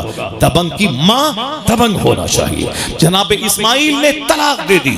खूबसूरत सेहतमंद बीवी को तलाक देना कितना मुश्किल काम है, मगर अब वालिद गिरामी का हुक्म पाकर अपनी बीवी को तलाक दे दिया। जो अल्लाह के लिए तलाक देता है, अल्लाह उससे बेहतर रिश्ता अता फरमा देता है। जो अल्लाह से सौदा करता है वो खसारे में नहीं रहता है। चुनांचे जनाब इस्माइल ने अपनी बीवी को तलाक दिया। उसके बाद अल्लाह ने कबीले जुर्हुम के दूसरे बड़े सरदार की नेक सीरत लड़की उसको अता फरमा दिया। जब उनसे शादी हुई, अच्छे से दिन गुजरने लगे, फिर जनाब इब्राहिम आए। उस बार भी इस्माइल नहीं थे घर में। बाहर पूछा कि इस्माइल कहाँ, बाहर गए हैं शिकार को। कहा बेटी कैसे गुजर बसर चल रहा है। वो कहती हैं खातून अल्लाह का हर हाल में शुक्र है। सुभान अल्लाह सुभान अल्लाह। हर हाल में अल्लाह का शुक्र है, बहुत अच्छे से दिन गुजर रहे हैं। ऐसा नहीं कि अभी अचानक जनाब इस्माइल मालदार हो गए, पैसे की बारिश होने लगी, नहीं। वहां तो कमाई का क्या रिसोर्स था, वो तो अरब है, वैसे हालात वही थे, लेकिन सिर्फ दिल बदल गया, जबान बदल गई। खातून कहती है हर हाल में अल्लाह का शुक्र है, बड़े अच्छे से दिन गुजर रहे हैं। जनाब इब्राहिम बोले इस्माइल आए तो सलाम कह देना, कह देना सब्बित अतबतबाबी, कह देना कि चौखट को सलामत रखे, सलामत रखे। ये कहानी हम लोग बचपन में भी आलिमों से सुनते थे, लेकिन बुखारी शरीफ में है ये मुझको मालूम नहीं था। लेकिन जब बाद में पता चला कि ये हदीस, ये तो बुखारी शरीफ में ये रिवायत है, कुरान के बाद सबसे जो अफजल किताब है उसमें रिवायत है। उसके बाद से मैंने बयान करना शुरू किया। पहले सोचता था कोई किस्सा कहानी है, शायद कोई ऐसे ही मौलवी साहब लोग बयान कर रहे होंगे, लेकिन जब पता चला ये बुखारी शरीफ में है, उसके बाद मैंने इसके आने वाले पॉइंट्स को मैंने बताना शुरू किया कौम के सामने। जरा गौर करो, देखो क्या कहा जनाब इब्राहिम ने, इस दरवाजे की चौखट को सलामत रखने के लिए बोल देना। जनाब इस्माइल आए और आपकी बीवी ने सारी बात बताई। कहा वो मेरे बाप इब्राहिम थे और कहा है कि इस औरत को सलामत रखना, तलाक मत देना, क्योंकि तुम्हारी बोली से मेरे अब्बा खुश हो गए। औरत कौन? वह जो हर हाल में अल्लाह का शुक्र अदा करे, जो साबिरा हो, जो सब्र करने वाली हो, जो शुक्र करने वाली हो। सिर्फ गाल मत देखना, सिर्फ नाक मत देखना, सिर्फ पेशानी मत देखना, सिर्फ हाइट मत देखना, देखना दिल कैसा है, जबान कैसी है, खानदान कैसा है। सिर्फ मजा लेने के लिए शादी नहीं होती है। अगर मजा लेने के लिए शादी हो तो 50 बार अजमेर क्यों दौड़ता है? अगर 5 साल में बच्चा पैदा न हुआ, अजमेर क्यों दौड़ता है? साबिर पाक के पास क्यों दौड़ता है? बरेली शरीफ क्यों दौड़ता है? इसलिए दौड़ता है कि सिर्फ चेहरा नहीं चाहिए, औलाद चाहिए। अगर औलाद नहीं हुई तो औरत को पंज का ताना, अगर औलाद नहीं हुई तो घर की दीवारें उजड़ी उजड़ी सी लगती है, वह घर रहने को दिल नहीं करता। जिस घर में बच्चों की गिलकारियां न हो, जिस घर में बच्चों की शरारत न हो, जिस घर में बच्चों की बात न हो, जिस घर में आंसू न हो, जिस घर में बच्चों का हंसना खेलना न हो, वो घर उजड़ा सा घर लगता है, दीवारें काटने दौड़ती है, बच्चों से घर हरा भरा रहता है। इसीलिए बच्चा जब नहीं होता है, अजमेर दौड़ो, बरेली दौड़ो। तो जब बच्चे के लिए शादी करता है तो शादी करते वक्त बच्चा अगर तेरा निकम्मा हो गया, बच्चा तेरा साहब अपाहिज हो गया, बच्चा तेरा बदअखलाक हो गया, तो उस बात पर क्यों नहीं गौर करता तो मेरा बच्चा गरीब हो, मेरा बच्चा समाज का पर्सनैलिटी का मालिक हो, मेरा बच्चा आदाब और अखलाक के एतबार से अच्छे हो तो फिर नाक नक्शा क्यों मजाक के लिए देखता है? औलाद की मोहब्बत में अपनी बीवी का दिल क्यों नहीं देखता, उसका कैरेक्टर क्यों नहीं देखता, उसका खानदान क्यों नहीं देखता? क्योंकि औलाद उसके पेट से पैदा होगी, तो जिसके पेट से औलाद पैदा होगी उसका चेहरा देखेगा। तुम बोलता है डीएलएड करी है कि नहीं करी है, ग्रेजुएशन करी है कि नहीं करी है, कोई नहीं पूछता। दरूद ताज पढ़ के सुनाओ, अत्तहियात पढ़ के सुनाओ, दरूद इसमें आज़म सुनाओ, दरूद रज़विया सुनाओ, सूरह यासीन पढ़ के सुनाओ। कोई लड़की को देखने जाता, कोई नहीं पूछता। यही पूछता है मैट्रिक करी नहीं करी है, ग्रेजुएशन करी नहीं करी है, ट्रेनिंग क्या है नहीं किया है, ताकि नौकरी मिलेगी, लड़का भी कमाएगा, ये भी कमाएगी, दोनों तरफ से आमदनी आएगी, मेरा बेटा डेवलप करेगा। जैसे पहले जमाने में लोग गाय और भैंस खोजते थे ताकि दूध देने वाली गाय हो, और डेली जाएं दूध दुहें, चाय पिए और रोटी में खाएं। उसी तरह ऐसी औरत हो जो जैसी दुधारी गाय की तरह हो, कि जो दुल्हन भी रहे, मेरे बेटे का काम भी आए, और स्कूल जाके हर महीने 1 लाख टका भी कमाए, यानी दुल्हन भी हो गई, पैसा भी हो। अब वहां दरूद ताज कौन खोजेगा, वहां अखलाक कौन खोजेगा, वहां कुरान पाक की तिलावत कौन खोजेगा, वहां बहार शरीयत कानून शरीयत का कानून कौन तलाश करेगा? इसलिए डीएलएड खोजता है। अब डीएलएड वाली लड़की मिलती है, अब फिर उसके बाद सारी जिंदगी लड़के को अपनी बीवी की गुलामी करनी पड़ती है, तो गुलाम की औलाद भी गुलाम पैदा होती है। समाज डकैतों से भर रहा है, समाज चोरों से भर रहा है, समाज आवारों से भर रहा है। इसमें कसूर उस औरतों का है और सिलेक्शन करने वाले मर्द का है, जो टका कमाने वाली औरत तलाश करता है और अखलाक वाली औरत, दीन वाली औरत नहीं तलाश करता। जनाब इस्माइल की बीवी साबिरा शाकिरा। अब जनाब इस्माइल की बीवी क्यों? इसलिए कि उसी खानदान के बढ़ने के बाद आगे चल के कबीले कुरैश बनेगा। उसी कुरैश में खानदान बनु हाशिम बना, उसी का एक विंग खानदान अब्दुल मुत्तलिब बना, उसी का एक विंग अब्दुल मुत्तलिब का बेटा अब्दुल्ला हुए। तो अब्दुल्ला के घर में जनाबे मोहम्मदुर रसूलुल्लाह पैदा हुए। मुस्तफा का दादा लाजवाब, मुस्तफा के बाप लाजवाब, मुस्तफा की नानी लाजवाब, मुस्तफा की परनानी लाजवाब, जनाबे इस्माइल लाजवाब, उनकी बीवी लाजवाब, उनका कुंबा लाजवाब, कुरैश लाजवाब, अब्द मनाफ लाजवाब, बनु हाशिम लाजवाब, अब्दुल मुत्तलिब लाजवाब, अब्दुल्ला लाजवाब। तो अब्दुल्ला का बेटा मोहम्मदुर रसूलुल्लाह लाजवाब करके आ गए। इसलिए जनाब जिब्राइल अमीन ने कहा तल्लब्तु मशारिक़ल अर्ज़ व मग़ारिबहा तुफ़्तु जबलहा व सहलहा, यानी ए रसूल अल्लाह के, मैंने मशरिक और मगरिब को खंगाल कर देखा, ईस्ट और वेस्ट देखा, आपसे बेहतर मैंने किसी को नहीं पाया। जगह के एतबार से लाजवाब, खानदान के एतबार से लाजवाब, माओ के एतबार से लाजवाब, बाप के एतबार से लाजवाब, दादा नाना के एतबार से लाजवाब, हर एतबार से लाजवाब बन के आए। इसलिए रज़ा ने कहा यही बोले सिदरा वाले, चमने जहां के थाले, सभी मैंने छान डाले, पर तेरे पाए का ना पाया, तुझे यक न यक बनाया, तुझे हमद है खुदाया, तुझे हमद है खुदाया। दुनिया का